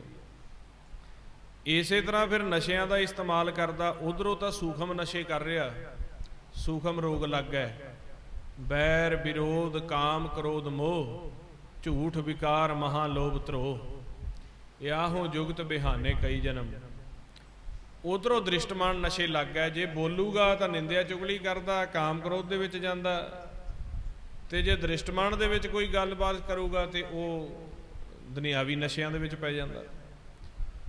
ਹੁਣ ਮਨਮੁਖ ਨੂੰ ਇਸ ਤਰ੍ਹਾਂ ਪੰਜੇ ਦੂਤ ਆਪ ਦੇ ਵਿਚਾਰਾਂ ਦੇ ਵਿੱਚ, ਆਪ ਦੀ ਕਰਨੀ ਦੇ ਵਿੱਚ ਫਸਾ ਲੈਂਦੇ ਆ, ਤੇ ਜੋ ਸੰਸਾਰ ਤੇ ਇਸ ਅਗਨ ਤੋਂ, ਇਹਨਾਂ ਔਗਣਾਂ ਤੋਂ ਬਚਣ ਦੇ ਲਈ ਨਿਜ ਘਰ ਮਾਲਕ ਨੇ ਬਣਾ ਕੇ ਦਿੱਤਾ ਸੀ, ਉਹਦੀ ਪਹਿਚਾਣ ਭੁਲਾ ਦਿੰਦੇ ਆ। ਫਿਰ ਜੇ ਕਿਤੇ ਕਰਮ ਹੋਵੇ, ਬੇਨਤੀਆਂ ਜੋਦੜੀਆਂ ਕਰਦਾ ਆ, ਹਮ ਅਲਪ ਮਤ, ਫਿਰ ਕਹਿੰਦਾ ਮੈਂ ਅਗਿਆਨੀ ਆ, ਮੈਂ ਅੰਨਾ ਆ, ਹਮ ਕੀਰੇ ਕਿਰਮ, ਸਤਿਗੁਰ ਸਰਨਾਈ ਕਰ ਦਇਆ ਨਾਮ ਪ੍ਰਗਾਸ। ਜੇ ਮਹਿਸੂਸ ਕਰ ਲਵੇ ਬੱਚਾ ਵਿਰਾਗ ਦੇ ਵਿੱਚ ਆ ਕੇ, ਜਦੋਂ ਦੇਖਦਾ ਆ ਕਿ ਮੈਨੂੰ ਫੁਰਨੇ ਵਿਚਾਰਾਂ ਦੇ ਵਿੱਚ ਫਸਾ ਲਿਆ, ਨਸ਼ਿਆਂ ਦੇ ਵਿੱਚ ਫਸਾ ਲਿਆ, ਪੰਜੇ ਦੂਤ ਸਜ਼ਾ ਦੇਣੀ ਸ਼ੁਰੂ ਕਰ ਦਿੰਦੇ ਆ। ਨਾ ਤਾਂ ਅੰਦਰੋਂ ਕੋ ਮਨ ਦੀ ਅਵਸਥਾ ਆ, ਉਧਰੋਂ ਨਸ਼ਿਆਂ ਦੇ ਵਿੱਚ ਪੈ ਗਿਆ, ਉਧਰੋਂ ਸੂਖਮ ਗਲਤੀਆਂ ਦੇ ਵਿੱਚ ਪੈ ਗਿਆ। ਫਿਰ ਜੇ ਅਰਦਾਸ ਬੇਨਤੀਆਂ ਜੋਦੜੀਆਂ ਕਰੇ, ਸਤਿਗੁਰ ਕਿਰਪਾ ਕਰਨ ਤੇ ਉਹਨੂੰ ਸੰਗਤ ਦੇ ਵਿੱਚ ਲੈ ਆਉਂਦੇ। ਸੰਗਤ ਦੇ ਵਿੱਚ ਆ ਕੇ ਗੁਰਸਿੱਖ ਸ਼ਬਦ ਦਾ ਅਭਿਆਸ ਕਰਵਾ ਕੇ, ਕਿਉਂਕਿ ਮਹਾਰਾਜ ਸੱਚੇ ਪਾਤਸ਼ਾਹ ਨੇ ਕਿਹਾ ਜਿੰਨਾ ਮਰਜ਼ੀ ਕੋਈ ਮਨ ਮੈਲਾ ਹੋਇਆ ਹੋਵੇ, ਕੋਹੜੀ ਹੋਇਆ ਹੋਵੇ, ਸਭ ਤੋਂ ਵੱਡਾ ਜਿਹੜਾ ਵੈਦ ਹੈ, ਜਿਸ ਨੂੰ ਆਤਮ ਦੇਵ ਕਿਹਾ, ਆਤਮ ਪੁਰਖ ਕਿਹਾ, ਸਤਪੁਰਖ ਕਿਹਾ, ਉਹ ਆਪਣੀ ਦੇਹੀ ਦੇ ਵਿੱਚ ਬੈਠਾ। ਜੇ ਉਸ ਵੈਦ ਕੋਲ ਕੋਈ ਮਨ ਚਲਾ ਜਾਵੇ ਤੇ ਉਹਦਾ ਰੋਗ ਖਤਮ ਹੋ ਸਕਦਾ। ਬੇਸ਼ੱਕ ਅਸੀਂ ਨਸ਼ਿਆਂ ਦੇ ਵਿੱਚ ਪੈ ਗਏ ਹਾਂ, ਬਹੁਤ ਸਾਰੇ ਜੀਵ ਕਹਿੰਦੇ ਆ ਵੀ ਅਸੀਂ ਨਸ਼ੇ ਖਾਣ ਲੱਗ ਗਏ ਹਾਂ ਜੀ, ਸਾਡਾ ਨਸ਼ਿਆਂ ਤੇ ਕੰਟਰੋਲ ਹੋ ਸਕਦਾ ਨਾਮ ਜਪ ਕੇ। ਬਹੁਤ ਸਾਰੇ ਕਹਿੰਦੇ ਆ ਸਾਨੂੰ ਵਿਚਾਰ ਫੁਰਨੇ ਬਹੁਤ ਆਉਂਦੇ ਆ, ਸਾਡੇ ਤੋਂ ਬਾਣੀ ਨਹੀਂ ਪੜ੍ਹੀ ਜਾਂਦੀ, ਸਾਡੇ ਤੋਂ ਨਾਮ ਨਹੀਂ ਜਪਿਆ ਜਾਂਦਾ, ਜਦੋਂ ਜਪਣ ਲੱਗਦੇ ਆ ਮਨ ਦੌੜ ਜਾਂਦਾ, 15-20 ਮਿੰਟ ਜਪਦੇ ਆ ਸਾਨੂੰ ਨੀਂਦ ਆਉਂਦੀ ਆ, 10 ਮਿੰਟ ਬੈਠਦੇ ਆ ਸਾਡੇ ਸਰੀਰ ਦੇ ਵਿੱਚ ਸੂਈਆਂ ਵੱਜਦੀਆਂ। ਜੇ ਅਸੀਂ ਜਪਣਾ ਸ਼ੁਰੂ ਕਰਦੇ ਆ ਤੇ ਸਾਨੂੰ ਫਿਰ ਇਸ ਤਰ੍ਹਾਂ ਹੁੰਦਾ ਵੀ ਚੌਂਕੜੀ ਖੋਲ੍ਹ ਕੇ ਲੰਮਾ ਪੈ ਜਾ, ਨਾ ਸੁਬਾਹ ਜਪਿਆ ਜਾਵੇ ਨਾ ਸ਼ਾਮ ਨੂੰ ਜਪਿਆ ਜਾਵੇ। ਸਾਨੂੰ ਹੁੰਦਾ ਕੀ ਆ, ਦਿਲ ਬਹੁਤ ਕਰਦਾ ਪਰ ਸਰੀਰ ਨਹੀਂ ਸਾਥ ਦਿੰਦਾ। ਤੇ ਇਹ ਕਾਲ ਨੇ ਅੰਦਰ ਅਗਨ ਇੰਨੀ, ਜ਼ਹਿਰ ਇੰਨੀ ਪੈਦਾ ਕੀਤੀ ਹੋਈ ਆ, ਜੇ ਉਹ ਜ਼ਹਿਰ ਤੁਹਾਡੇ ਅੰਦਰੋਂ ਨਿਕਲੇਗੀ ਨਾ, ਇਹ 10 ਮਿੰਟ ਵੀ ਨਹੀਂ ਬੈਠਿਆ ਜਾਣਾ। ਤੇ ਫਿਰ ਮਹਾਰਾਜ ਕਹਿੰਦੇ ਵੀ ਤੁਹਾਡੇ ਅੰਦਰ ਇੱਕ ਬੜਾ ਵੱਡਾ ਵੈਦ ਬੈਠਾ ਆ, ਜਿਹੜਾ ਮਰਿਆ ਹੋਇਆਂ ਨੂੰ ਜਿਉਂਦਾ ਕਰ ਦਿੰਦਾ। ਉਹਨੂੰ ਕਹਿੰਦੇ ਨੇ ਮੇਰਾ ਵੈਦ ਗੁਰੂ ਗੋਬਿੰਦਾ, ਹਰ ਹਰ ਨਾਮ ਔਖਦ ਮੁਖ ਦੇਵੈ, ਕਾਟੈ ਜਮ ਕੀ ਫੰਦਾ। ਜੇ ਕੋਈ ਗੁਰਸਿੱਖ, ਜੇ ਕੋਈ ਲਾਹੇਵੰਦ ਵਿਰਾਗੀ ਜੀਵ ਪ੍ਰਤੀਤ ਕਰਕੇ ਸੰਗਤ ਦੇ ਵਿੱਚ ਆ ਜਾਵੇ, ਗੁਰਸਿੱਖਾਂ ਤੇ ਪ੍ਰਤੀਤ ਕਰਕੇ ਸ਼ਬਦ ਗੁਰੂ ਦਾ ਧੁਨ ਦੇ ਵਿੱਚ ਧਿਆਨ ਰੱਖ ਕੇ ਅਭਿਆਸ ਕਰੇ, ਜਿਵੇਂ ਗੁਰਮੁਖ ਪਿਆਰੇ ਭੇਤ ਦਿੰਦੇ ਆ, ਉਸ ਭੇਤ ਨੂੰ ਆਪਦੇ ਮਨ ਤਨ ਵਿੱਚ ਵਸਾ ਕੇ ਗੁਰਮੰਤਰ ਦਾ ਅਭਿਆਸ ਸ਼ੁਰੂ ਕਰ ਲਵੇ, ਤਾਂ ਜਿਹੜੇ ਉਹ ਸਤਿਗੁਰ ਰੂਪੀ ਵੈਦ ਨੇ ਉਹ ਉਸ ਨੂੰ ਆਪ ਦੀ ਸ਼ਰਨ ਦੇ ਵਿੱਚ ਲੈ ਕੇ ਉਸ ਦਾ ਇਲਾਜ ਕਰ ਦਿੰਦੇ ਆ। ਕਹਾਣੀ ਕੀ ਆ ਵੀ ਸਾਡੇ ਅੰਦਰ ਅਗਿਆਨਤਾ ਇੰਨੀ ਦ੍ਰਿੜ ਹੋਈ ਹੁੰਦੀ ਆ, ਵਿਚਾਰ ਜੋ ਸੰਸਾਰ ਦਾ ਗਿਆਨ, ਮੁਖ ਤੇ ਪੜਤਾ ਟੀਕਾ ਸਹਿਤ, ਹਿਰਦੇ ਰਾਮ ਨਹੀਂ ਪੂਰਨ ਰਹਿਤ, ਉਹ ਦ੍ਰਿੜ ਇੰਨਾ ਹੋਇਆ ਹੁੰਦਾ ਵੀ ਉਹ ਸੰਗਤ ਦੇ ਵਿੱਚ ਆ ਕੇ ਮਨ ਮੰਨਦਾ ਨਹੀਂਗਾ। ਪਰ ਜਦੋਂ ਅਸੀਂ ਗੁਰਸਿੱਖਾਂ ਦੇ ਦੱਸੇ ਮੁਤਾਬਕ, ਜੋ ਸਾਨੂੰ ਜੁਗਤ ਦਿੱਤੀ ਹੋਈ ਸਤਿਗੁਰ ਜੀ ਨੇ, ਧੁਨ ਮੈਂ ਧਿਆਨ ਮੈਂ ਜਾਣਿਆ, ਗੁਰਮੁਖ ਅਕਥ ਕਹਾਣੀ ਦੇ ਮੁਤਾਬਕ ਚੱਲਦੇ ਆ, ਸਾਡੇ ਤੇ ਕਿਰਪਾ ਹੋ ਜਾਂਦੀ ਹੈ। ਕਿਉਂਕਿ ਗੁਰਮੁਖ ਸਾਨੂੰ ਫਿਰ ਦੱਸਦੇ ਆ ਗੁਰਬਾਣੀ ਦੇ ਰਾਹੀਂ ਕਿ ਗੁਰਮੰਤਰ ਦਾ ਅਭਿਆਸ ਕਰਕੇ ਸਿਮਰਨ ਕਰਦਿਆਂ ਜਾਣਾ, ਮਨ ਨੂੰ ਸਹਿਜ ਦੇ ਵਿੱਚ ਲੈ ਕੇ ਉਸ ਅਵਸਥਾ ਦੇ ਵਿੱਚ ਚਲਿਆ ਜਾਣਾ ਜਿੱਥੇ ਤੁਹਾਨੂੰ ਕੋਈ ਵਿਚਾਰ ਆਕਾਰ ਫੁਰਨਾ ਨਾ ਆਵੇ, ਜਿਹਨੂੰ ਪੰਜਵੇਂ ਪਾਤਸ਼ਾਹ ਨੇ ਕਿਹਾ ਸੁਨ ਸਮਾਦ ਅਨਹਤ ਤਹਿ ਨਾਦ, ਕਹਿਣ ਨਾ ਜਾਈ ਅਚਰਜ ਬਿਸਮਾਦ। ਸਿਮਰਨ ਇਸ ਤਰੀਕੇ ਕਰਨਾ ਆ ਵੀ ਕਰਦਿਆਂ ਕਰਦਿਆਂ ਕਰਦਿਆਂ ਮਨ ਉਸ ਸੁੰਨ ਦੇ ਵਿੱਚ ਚਲਿਆ ਜਾਵੇ, ਮਨ ਇੰਨਾ ਵਿਚਾਰਾਂ ਤੋਂ ਰਹਿਤ ਹੋ ਜਾਵੇ ਕਿ ਕੋਈ ਵੀ ਵਿਚਾਰ ਨਾ ਆਵੇ, ਸੁੰਨ ਸਮਾਧੀ ਰੂਪ ਵਿੱਚ ਹੋ ਜਾਵੇ। ਤੇ ਜਦੋਂ ਉੱਥੇ ਸੁੰਨ ਸਮਾਧ ਦੇ ਵਿੱਚ ਫਿਰ ਮਨ ਵਿਚਾਰਾਂ ਤੋਂ ਰਹਿਤ ਹੋ ਕੇ ਬੈਠਦਾ ਤੇ ਅੰਤਰਗਤ ਹੀ ਜੇਕਰ ਸਤਿਗੁਰ ਕਿਰਪਾ ਕਰਨ ਤੇ ਫਿਰ ਮਹਾਰਾਜ ਜੀ ਕਹਿੰਦੇ ਫਿਰ ਉਹ ਸ਼ਬਦ ਸੁਣਾਉਂਦੇ ਨੇ ਜਿਹੜਾ ਭੁਗਤ ਗਿਆਨ ਦਇਆ ਭੰਡਾਰਨ ਘਟ ਘਟ ਵਾਜੈ ਨਾਦ, ਜੋ ਸਾਨੂੰ ਮਹਾਰਾਜ ਕਹਿੰਦੇ ਨੇ ਮਨ ਮੰਦਰ ਤਨ ਵੇਸ ਕਲੰਦਰ ਘਟ ਹੀ ਤੀਰਥ ਨਾਵਾ, ਏਕ ਸ਼ਬਦ ਮੇਰੇ ਪ੍ਰਾਣ ਬਸਤ ਹੈ ਬਹੁੜ ਜਨਮ ਨਾ ਆਵਾਂ। ਉਹ ਜਿਹੜਾ ਪ੍ਰਾਣਾਂ ਦੇ ਵਿੱਚ ਵਸਿਆ ਹੋਇਆ ਸ਼ਬਦ ਹੈ ਉਸ ਦੇ ਨਾਲ ਜੋੜਦੇ, ਕਿਰਪਾ ਹੋਵੇ ਤਾਂ। ਜਿਹਨੂੰ ਮਹਾਰਾਜ ਜੀ ਕਹਿੰਦੇ ਨੇ ਇਹ ਜੀਓ ਬਹੁਤੇ ਜਨਮ ਭਰਮਿਆ ਤਾਂ ਸਤਿਗੁਰ ਸ਼ਬਦ ਸੁਣਾਇਆ। ਜਦੋਂ ਆਪਾਂ ਪ੍ਰਤੀਤ ਕਰਕੇ ਇਹ ਪ੍ਰੈਕਟੀਕਲ ਕਰਾਂਗੇ, ਗੁਰਮੰਤਰ ਦਾ ਅਭਿਆਸ ਕਰਾਂਗੇ, ਇੱਥੋਂ ਆਪਣਾ ਧਰਮ ਸ਼ੁਰੂ ਹੋਏਗਾ। ਜੇ ਆਪਾਂ ਕੱਲੀਆਂ ਕਥਾ ਕਹਾਣੀਆਂ ਜਾਂ ਇਤਿਹਾਸ ਚਮਤਕਾਰੀ ਕਹਾਣੀਆਂ ਜਾਂ ਸਿਰਫ ਆਪਾਂ ਗੁਰੂ ਘਰ ਜਾਂ ਸੰਗਤ ਵਿੱਚ ਤਾਂ ਆਉਂਦੇ ਹਾਂ ਵੀ ਸਾਡੇ ਤਨ ਦੇ ਰੋਗ, ਦੁਨਿਆਵੀ ਤਨ ਦੇ ਰੋਗ ਠੀਕ ਹੋ ਜਾਣ, ਸਾਡੀਆਂ ਮਨੋਕਾਮਨਾਵਾਂ ਪੂਰੀਆਂ ਹੋ ਜਾਣ, ਇਹ ਗੁਰਮਤ ਨਹੀਂ ਹੈਗੀ। ਇਹ ਤਾਂ ਅਸੀਂ ਪ੍ਰਤੱਖ ਹਾਜ਼ਰ ਨਾਜ਼ਰ ਸਤਿਗੁਰੂ ਦੇ ਨਾਲ ਵਪਾਰ ਕਰਨ ਦੀ ਕੋਸ਼ਿਸ਼ ਕਰਦੇ ਹਾਂ। ਜਿਵੇਂ ਅਸੀਂ ਦੁਨੀਆ ਦੇ ਵਿੱਚ ਵਪਾਰ ਕਰਦੇ ਹਾਂ ਵੀ ਤੂੰ ਮੇਰੇ ਤੋਂ ਆਹ ਲੈ ਲੈ, ਮੈਨੂੰ ਆਹ ਦੇ ਦੇ, ਇੰਨੇ ਪੈਸੇ ਲੈ ਲੈ, ਆਹ ਸਮਾਨ ਦੇ ਦੇ। ਇਸੇ ਤਰ੍ਹਾਂ ਅਸੀਂ ਸੋਚਦੇ ਹਾਂ ਵੀ ਸ਼ਾਇਦ ਸਤਿਗੁਰ ਸਮਰੱਥ ਨਹੀਂ, ਇਹ ਵੀ ਕੋਈ ਦੁਨਿਆਵੀ ਵਪਾਰੀ ਹੈ, ਇਹਨਾਂ ਨੂੰ ਆਪਾਂ 5 ਮੱਸਿਆ ਸੁੱਖ ਦਈਏ ਜਾਂ ਕੋਈ 11,000 ਰੁਪਈਆ ਸੁੱਖ ਦਈਏ ਜਾਂ ਕੋਈ ਦੇਗ ਸੁੱਖ ਦਈਏ, ਚਾਹੇ ਕੋਈ ਆਪਾਂ ਤੀਰਥ ਤੇ ਜਾਣਾ ਸੁੱਖ ਦਈਏ ਤੇ ਸ਼ਾਇਦ ਸਾਡਾ ਕੰਮ ਕਰ ਦੇਣਗੇ। ਤੇ ਮਹਾਰਾਜ ਸੱਚੇ ਪਾਤਸ਼ਾਹ ਵੀ ਫੀਸ ਲੈਂਦੇ ਨੇ, ਪਰ ਜਿਹੜੀ ਇਹਨਾਂ ਦੀ ਫੀਸ ਹੈ ਉਹ ਸਿਰਫ ਪੂਰਾ ਕੋ ਗੁਰਸਿੱਖ ਗੁਰਮੁਖ ਹੀ ਦੇ ਸਕਦਾ, ਹਰ ਕੋ ਦੇ ਨਹੀਂ ਸਕਦਾ। ਮਹਾਰਾਜ ਜਿਹੜੀ ਫੀਸ ਲੈਂਦੇ ਨੇ ਕਹਿੰਦੇ ਪਹਿਲਾਂ ਮਰਨ ਕਬੂਲ ਕਰ ਜੀਵਨ ਕੀ ਛੱਡ ਆਸ। ਆਪਾਂ ਤਾਂ ਜੀਵਨ ਦੀ ਆਸ ਲੈ ਕੇ ਇੱਥੇ ਖੜਦੇ ਹਾਂ ਤੇ ਮਹਾਰਾਜ ਕਹਿੰਦੇ ਵੀ ਸਾਡੇ ਕੋਲ ਜਦੋਂ ਆਓਗੇ ਅਸੀਂ ਸਮਰੱਥ ਹੈ, ਸਾਨੂੰ ਸਭ ਪਤਾ ਹੈ ਤੁਹਾਡੇ ਮਨ ਦੇ ਵਿੱਚ ਕੀ ਹੈ, ਸਿਰਫ ਆ ਕੇ ਇੱਥੇ ਪਿਆਰ ਨਾਲ ਬੈਠਣਾ ਹੈ ਤੁਸੀਂ ਸਾਡੇ ਕੋਲ।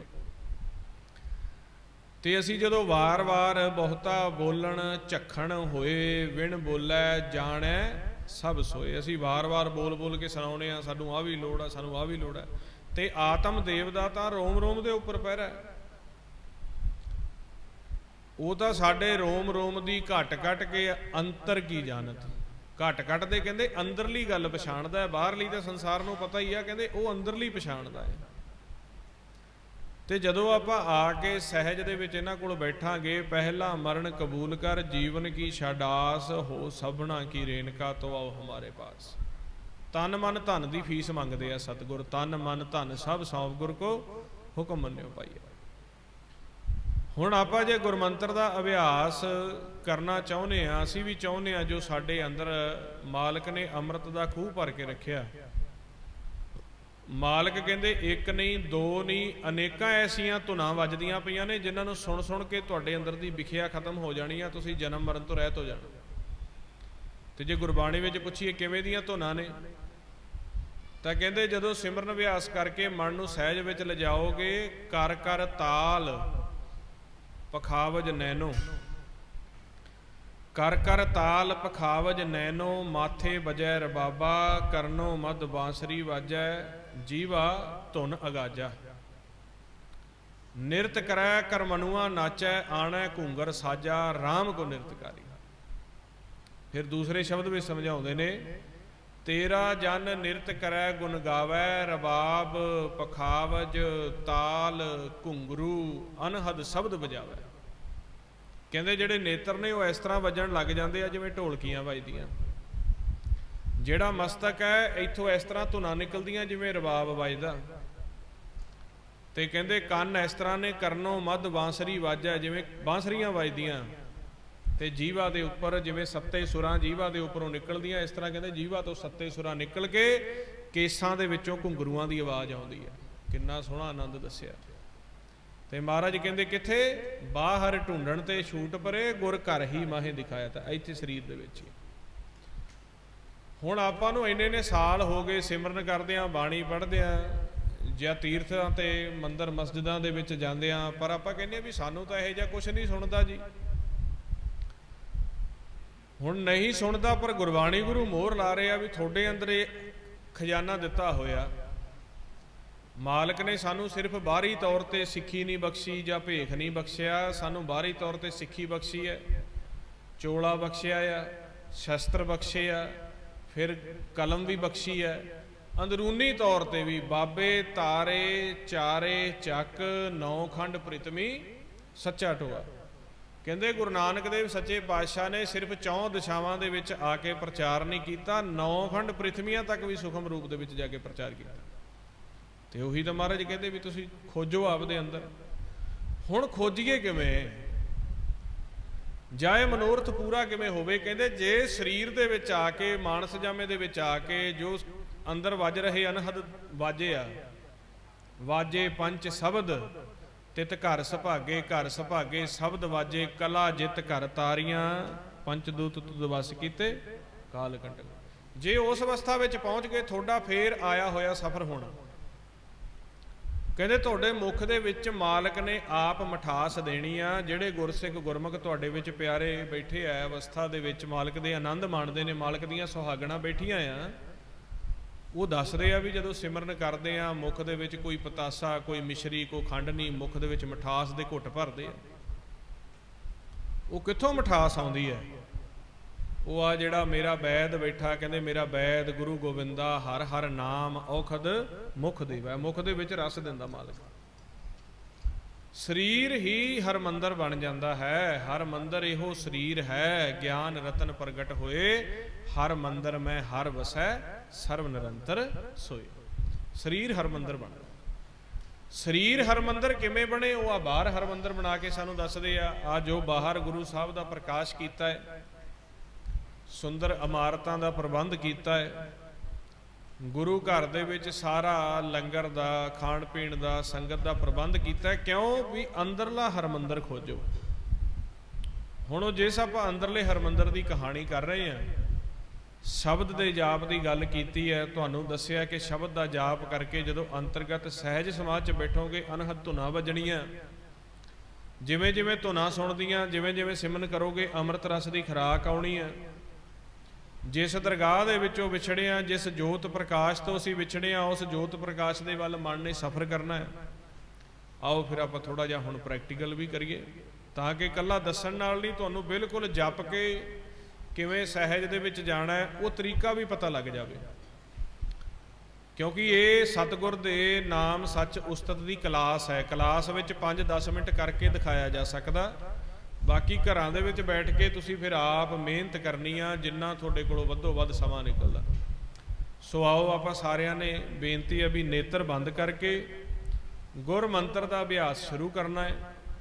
ਫਿਰ ਅਭਿਆਸ ਕਰਦਿਆਂ ਕਰਦਿਆਂ ਆਪਾਂ ਹੌਲੀ ਹੌਲੀ ਸਹਿਜ ਦੇ ਵਿੱਚ ਜਾਵਾਂਗੇ। ਜਦੋਂ ਮਨ ਪਰਪੱਕ ਹੋ ਗਿਆ, ਸਹਿਜ ਦੇ ਵਿੱਚ ਜਾ ਕੇ ਥੋੜ੍ਹੀ ਦੇਰ ਸੁੰਨ ਵਿੱਚ ਵੀ ਬੈਠਾਂਗੇ। ਸੁੰਨ ਵਿੱਚ ਬੈਠਣ ਤੋਂ ਭਾਵ ਆ ਸਿਮਰਨ ਕਰਦਿਆਂ ਕਰਦਿਆਂ ਕਰਦਿਆਂ ਇੰਨੀ ਸਹਿਜ ਦੇ ਵਿੱਚ ਚਲੇ ਜਾਣਾ ਜਿੱਥੇ ਕੋਈ ਵਿਚਾਰ ਨਹੀਂ, ਕੋਈ ਆਕਾਰ ਨਹੀਂ, ਅੰਤਰਗਤ ਆਪਦੇ ਸਰੀਰ ਨੂੰ ਭੁੱਲ ਕੇ ਬਹਿ ਜਾਣਾ। ਫਿਰ ਉੱਥੋਂ ਸਾਡੇ ਅੰਦਰ ਅਨਹਦ ਬਾਣੀ ਤੇ ਅੰਮ੍ਰਿਤ ਰਸ ਨੇ ਸ਼ੁਰੂ ਹੋਣਾ। ਸੋ ਆਓ ਸਾਰਿਆਂ ਨੂੰ ਇਹ ਬੇਨਤੀ ਵੀ ਨੇਤਰ ਬੰਦ ਰੱਖਣੇ ਆ। ਨੇਤਰ ਨਹੀਂ ਵਾਰ-ਵਾਰ ਕਿਸੇ ਨੇ ਖੋਲ੍ਹਣੇ, ਕਿਉਂਕਿ ਜਦੋਂ ਸ਼ਬਦ ਦਾ ਜਾਪ ਕਰਦੇ ਹਾਂ ਅਸੀਂ ਅੱਖਾਂ ਖੋਲ੍ਹਦੇ ਹਾਂ, ਫਿਰ ਧਿਆਨ ਬਾਹਰ ਆ ਜਾਂਦਾ। ਧਿਆਨ ਨੂੰ ਹੀ ਅੰਦਰ ਲੈ ਕੇ ਜਾਣਾ। ਆਓ ਜੀ ਕਰੀਏ ਸ਼ੁਰੂ ਆਪਾਂ ਨੇਤਰ ਬੰਦ ਕਰਕੇ। ਵਾਹਿਗੁਰੂ ਵਾਹਿਗੁਰੂ ਵਾਹਿਗੁਰੂ ਵਾਹਿਗੁਰੂ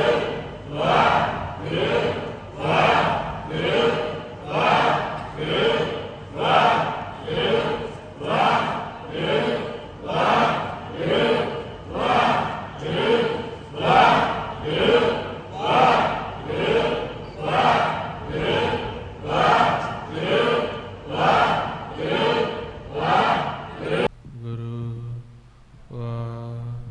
ਵਾਹਿਗੁਰੂ ਵਾਹਿਗੁਰੂ ਜੀ ਕਾ ਖਾਲਸਾ, ਵਾਹਿਗੁਰੂ ਜੀ ਕੀ ਫਤਿਹ। ਇਹ ਤਰੀਕਾ ਹੈ ਗੁਰਮੁਖ ਪਿਆਰਿਓ। ਸੰਤ ਕਾ ਮਾਰਗ ਧਰਮ ਕੀ ਪੌੜੀ ਕੋ ਵਡਭਾਗੀ ਪਾਈ। ਪਹਿਲੀ ਸਟੇਜ ਤੇ ਜਿਹੜਾ ਆਪਾਂ ਜਾਪ ਸ਼ੁਰੂ ਕਰਨਾ ਹੈ ਸਤਿਗੁਰ ਦੀ ਸ਼ਰਨ ਦੇ ਵਿੱਚ ਜਾਣ ਦੇ ਲਈ, ਮਨ ਨੂੰ ਅੰਮ੍ਰਿਤ ਰਸ ਦੀ ਦਾਤ ਦਿਵਾਉਣ ਦੇ ਲਈ, ਅਨਹਦ ਬਾਣੀ ਦਾ ਭੁੱਲਿਆ ਹੋਇਆ ਖਜ਼ਾਨਾ ਪ੍ਰਗਟ ਕਰਨ ਦੇ ਲਈ ਆਪਾਂ ਨੂੰ ਇਸ ਤਰ੍ਹਾਂ ਸਭ ਤੋਂ ਪਹਿਲਾਂ ਗੁਰਮੰਤਰ ਦਾ ਸਹਾਰਾ ਲੈਣਾ ਪੈਂਦਾ। ਇਹ ਅਰਾਧਨਾ ਕਰਨੀ ਹੈ। ਚਾਰੇ ਵਰਨਾਂ ਨੂੰ ਹੀ ਇਹ ਉਪਦੇਸ਼ ਹੈ। ਕਿਸੇ ਨੂੰ ਵੀ ਕਿਸੇ ਵੀ ਪੀਰ, ਪੈਗੰਬਰ, ਵੇਦ, ਸ਼ਾਸਤਰ, ਪੋਥੀ, ਪੁਰਾਣ ਪਾਸੋਂ ਇਹ ਉਪਦੇਸ਼ ਨਹੀਂ ਕਿ ਤੁਸੀਂ ਆਕਾਰ ਦੀ ਪੂਜਾ ਕਰੋ। ਜਿੰਨੇ ਵੀ ਇਸ ਧਰਤ ਉੱਪਰ ਅਵਤਾਰ, ਸੰਤ, ਮਹਾਂਪੁਰਸ਼ ਹੋਏ ਨੇ, ਸਭ ਨੇ ਨਿਰਾਕਾਰ ਦੀ ਪੂਜਾ ਦੇ ਨਾਲ ਜੋੜਿਆ। ਪਰ ਉਹਨਾਂ ਦੇ ਜਾਣ ਤੋਂ ਬਾਅਦ ਜੀਵ ਤਰੀਕਾ ਭੁੱਲ ਗਏ। ਕਾਲ ਨੇ ਭਰਮ ਦਾ ਹਨੇਰਾ ਪਾ ਦਿੱਤਾ, ਫੁਰਨਿਆਂ ਵਿੱਚ ਪਾ ਦਿੱਤਾ। ਫਿਰ ਕੋਈ ਗਿਆਨ ਨਾਲ ਜੁੜ ਗਿਆ, ਕੋਈ ਆਕਾਰਾਂ ਨਾਲ ਜੁੜ ਗਿਆ, ਕੋਈ ਮੜੀਆਂ ਮਸਾਣੀਆਂ ਨਾਲ ਜੁੜ ਗਿਆ, ਕੋਈ ਰੁੱਖਾਂ ਦੀ ਪੂਜਾ ਕਰਨ ਲੱਗ ਪਿਆ, ਕੋਈ ਜਾਨਵਰਾਂ ਦੀ ਪੂਜਾ ਕਰਨ ਲੱਗ ਪਿਆ। ਇੱਥੋਂ ਤੱਕ ਕਿ ਆਪ ਦੇ ਸਰੀਰ ਦੇ ਲੋਭ ਦੇ ਲਈ, ਸਰੀਰ ਦੀ ਵਡਿਆਈ ਦੇ ਲਈ, ਜਾਂ ਕੁਛ ਪੈਸਿਆਂ ਦੇ ਲਈ ਉਹ ਨਾਮ ਸੱਚ ਅਭਿਆਸ ਕਰਨ ਦੇ ਤਰੀਕਿਆਂ ਤੋਂ ਟੁੱਟ ਕੇ ਹੋਰ ਹੀ ਐਸੇ ਪਾਗਲਪਨ ਦੇ ਤਰੀਕੇ ਅਪਣਾਉਣ ਲੱਗ ਗਏ, ਜਿਸ ਦੇ ਨਾਲ ਜਨਮ ਵੀ ਨਾਸ਼ ਹੋਇਆ, ਅੱਗੇ ਵੀ ਮਨ ਭਵਜਲ ਦੇ ਵਿੱਚ 84 ਲੱਖ ਜੂਨਾਂ ਦੇ ਵਿੱਚ ਜਾ ਕੇ ਪੈ ਗਿਆ। ਪਰ ਆਪਾਂ ਨੂੰ ਇਸ ਤਰ੍ਹਾਂ ਸ਼ਬਦ ਦੀ ਆਰਾਧਨਾ ਕਰਨ ਦਾ ਹੁਕਮ ਲਾਇਆ ਗੁਰੂ ਗ੍ਰੰਥ ਸਾਹਿਬ ਮਹਾਰਾਜ ਜੀ ਨੇ। ਚਾਹੇ ਕੋਈ ਵੀ, ਕਿਸੇ ਵੀ ਜਾਤ ਧਰਮ ਮੈਂਬਰ, ਕੋਈ ਵੀ, ਜਦੋਂ ਇਹ ਅਭਿਆਸ ਕਰੋਗੇ, ਜਦੋਂ ਸਿਮਰਨ ਕਰਕੇ ਵਿਚਾਰ ਰੁਕ ਗਏ, ਸਾਨੂੰ ਕੋ ਫੁਰਨਾ ਹੀ ਨਹੀਂ ਆ ਰਿਹਾ। ਆਪਾਂ ਗੁਰਮੰਤਰ ਦਾ ਅਭਿਆਸ ਕੀਤਾ, ਵਿਚਾਰ ਰੁਕ ਗਿਆ। ਹੁਣ ਚਾਹੇ ਸੰਗਤ ਦੇ ਵਿੱਚ ਕੋਈ ਆਪਦੇ ਆਪ ਨੂੰ ਸਿੱਖ ਕਹਿੰਦਾ ਹੈ, ਕੋਈ ਹਿੰਦੂ ਕਹਿੰਦਾ ਹੈ, ਕੋਈ ਮੁਸਲਮਾਨ ਕਹਿੰਦਾ ਹੈ, ਕੋਈ ਈਸਾਈ ਕਹਿੰਦਾ ਹੈ। ਜਦੋਂ ਗੁਰਮੰਤਰ ਦਾ ਅਭਿਆਸ ਕਰਕੇ ਵਿਚਾਰ ਹੀ ਰੁਕ ਗਿਆ ਤੇ ਉੱਥੇ ਸਾਡੇ ਸਾਰਿਆਂ ਦਾ ਜਿਹੜਾ ਸੀਗਾ ਉਹਦਾ ਇੱਕ ਹੋ ਗਿਆ, ਜਾਤ ਖਤਮ ਹੋ ਗਈ।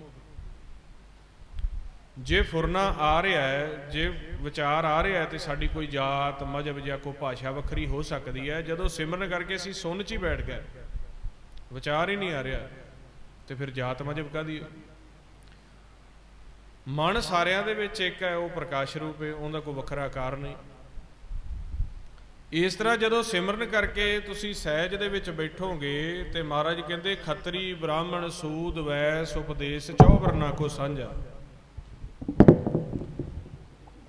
ਗੁਰਮੁਖ ਨਾਮ ਜਪੈ ਉਦਰੇ ਸੋ ਕਲ ਮੈਂ ਘਟ ਘਟ ਨਾਨਕ ਮਾਂਝਾ।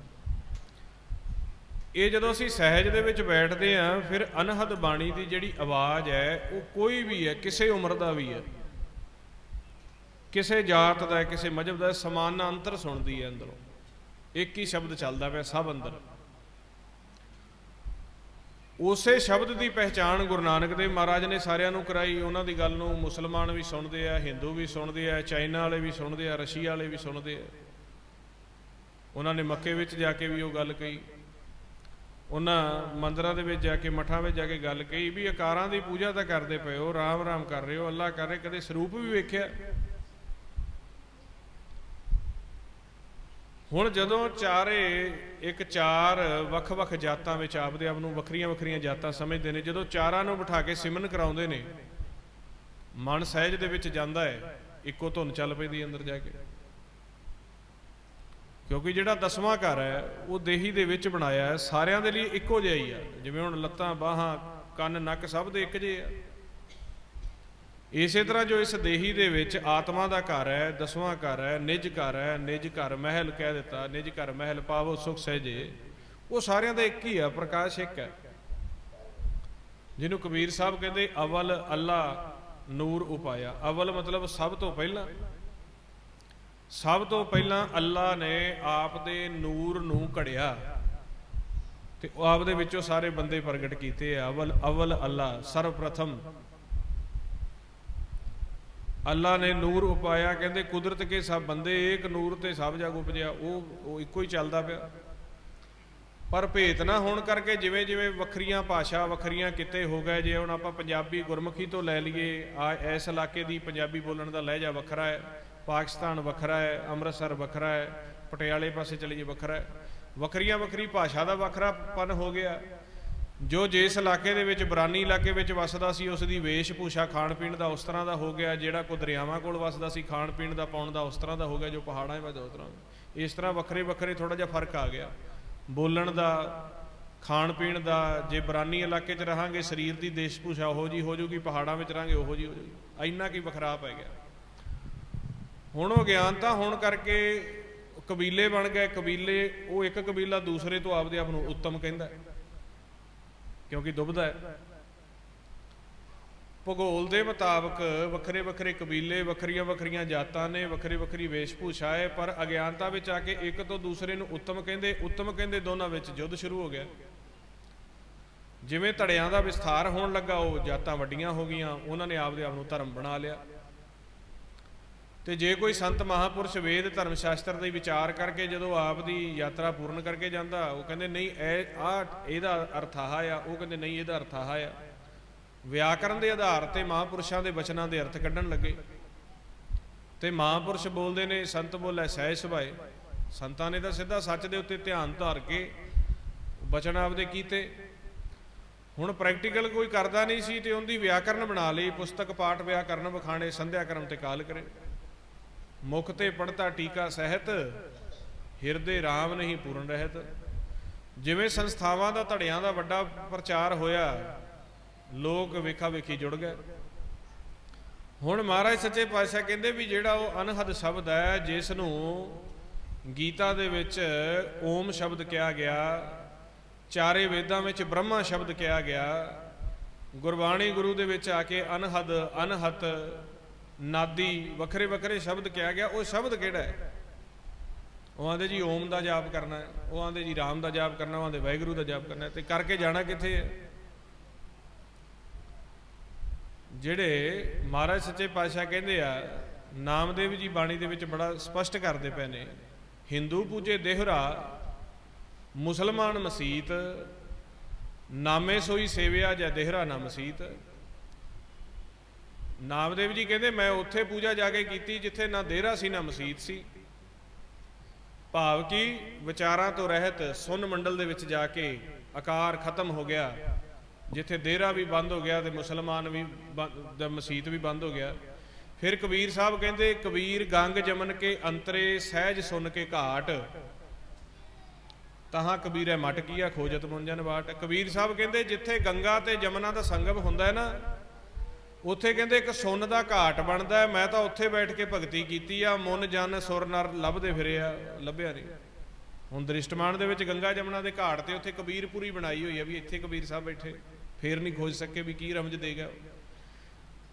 ਆ ਸਾਡੀ ਖੱਬੀ ਨਾਸਕਾ ਨੂੰ ਗੰਗਾ ਕਹਿ ਦਿੱਤਾ, ਸੱਜੀ ਨੂੰ ਜਮਨਾ ਕਹਿ ਦਿੱਤਾ, ਤੇ ਜਿੱਥੇ ਜਾ ਕੇ ਮਿਲ ਗਈਆਂ ਆ ਇੱਥੇ ਸੁੰਨ ਦਾ ਘਾਟ ਬਣਦਾ ਹੈ ਸਾਹਮਣੇ। ਆ ਨੇਤਰ ਬੰਦ ਕਰ ਲਈਏ, ਜਿਹੜਾ ਅੱਗੇ ਕੁਛ ਨਹੀਂ ਨਾ ਦਿਖਦਾ, ਅੱਖਾਂ ਬੰਦ ਹੋ ਗਈਆਂ, ਸਾਹਮਣੇ ਕੁਛ ਨਹੀਂ ਦਿਖਦਾ, ਉਹ ਸੁੰਨ ਹੀ ਆ ਸਾਰੀ। ਕਹਿੰਦੇ ਇੱਥੇ ਵਿਚਾਰਾਂ ਤੋਂ ਰਹਿਤ ਹੋ ਗਏ, ਸੁੰਨ ਵਿੱਚ ਬੈਠ ਗਏ, ਸਹਿਜ ਸੁੰਨ ਕੇ ਘਾਟ, ਤਹਾਂ ਕਬੀਰੈ ਮਟ ਕੀਆ। ਕਹਿੰਦੇ ਕਬੀਰ ਸਾਹਿਬ ਕਹਿੰਦੇ ਮੈਂ ਤਾਂ ਵਿਚਾਰ ਰੋਕ ਕੇ, ਸ਼ਬਦ ਦੁਆਰਾ, ਗੁਰਮੰਤਰ ਦੁਆਰਾ ਮਨ ਨੂੰ ਰੋਕ ਕੇ ਉੱਥੇ ਬੈਠ ਗਿਆ ਤੇ ਜਿਹੜੀ ਅੰਦਰੋਂ ਅਨਹਦ ਬਾਣੀ ਸੁਣੀ ਉਸ ਦੇ ਆਨੰਦ ਲੈਣ ਲੱਗਾ।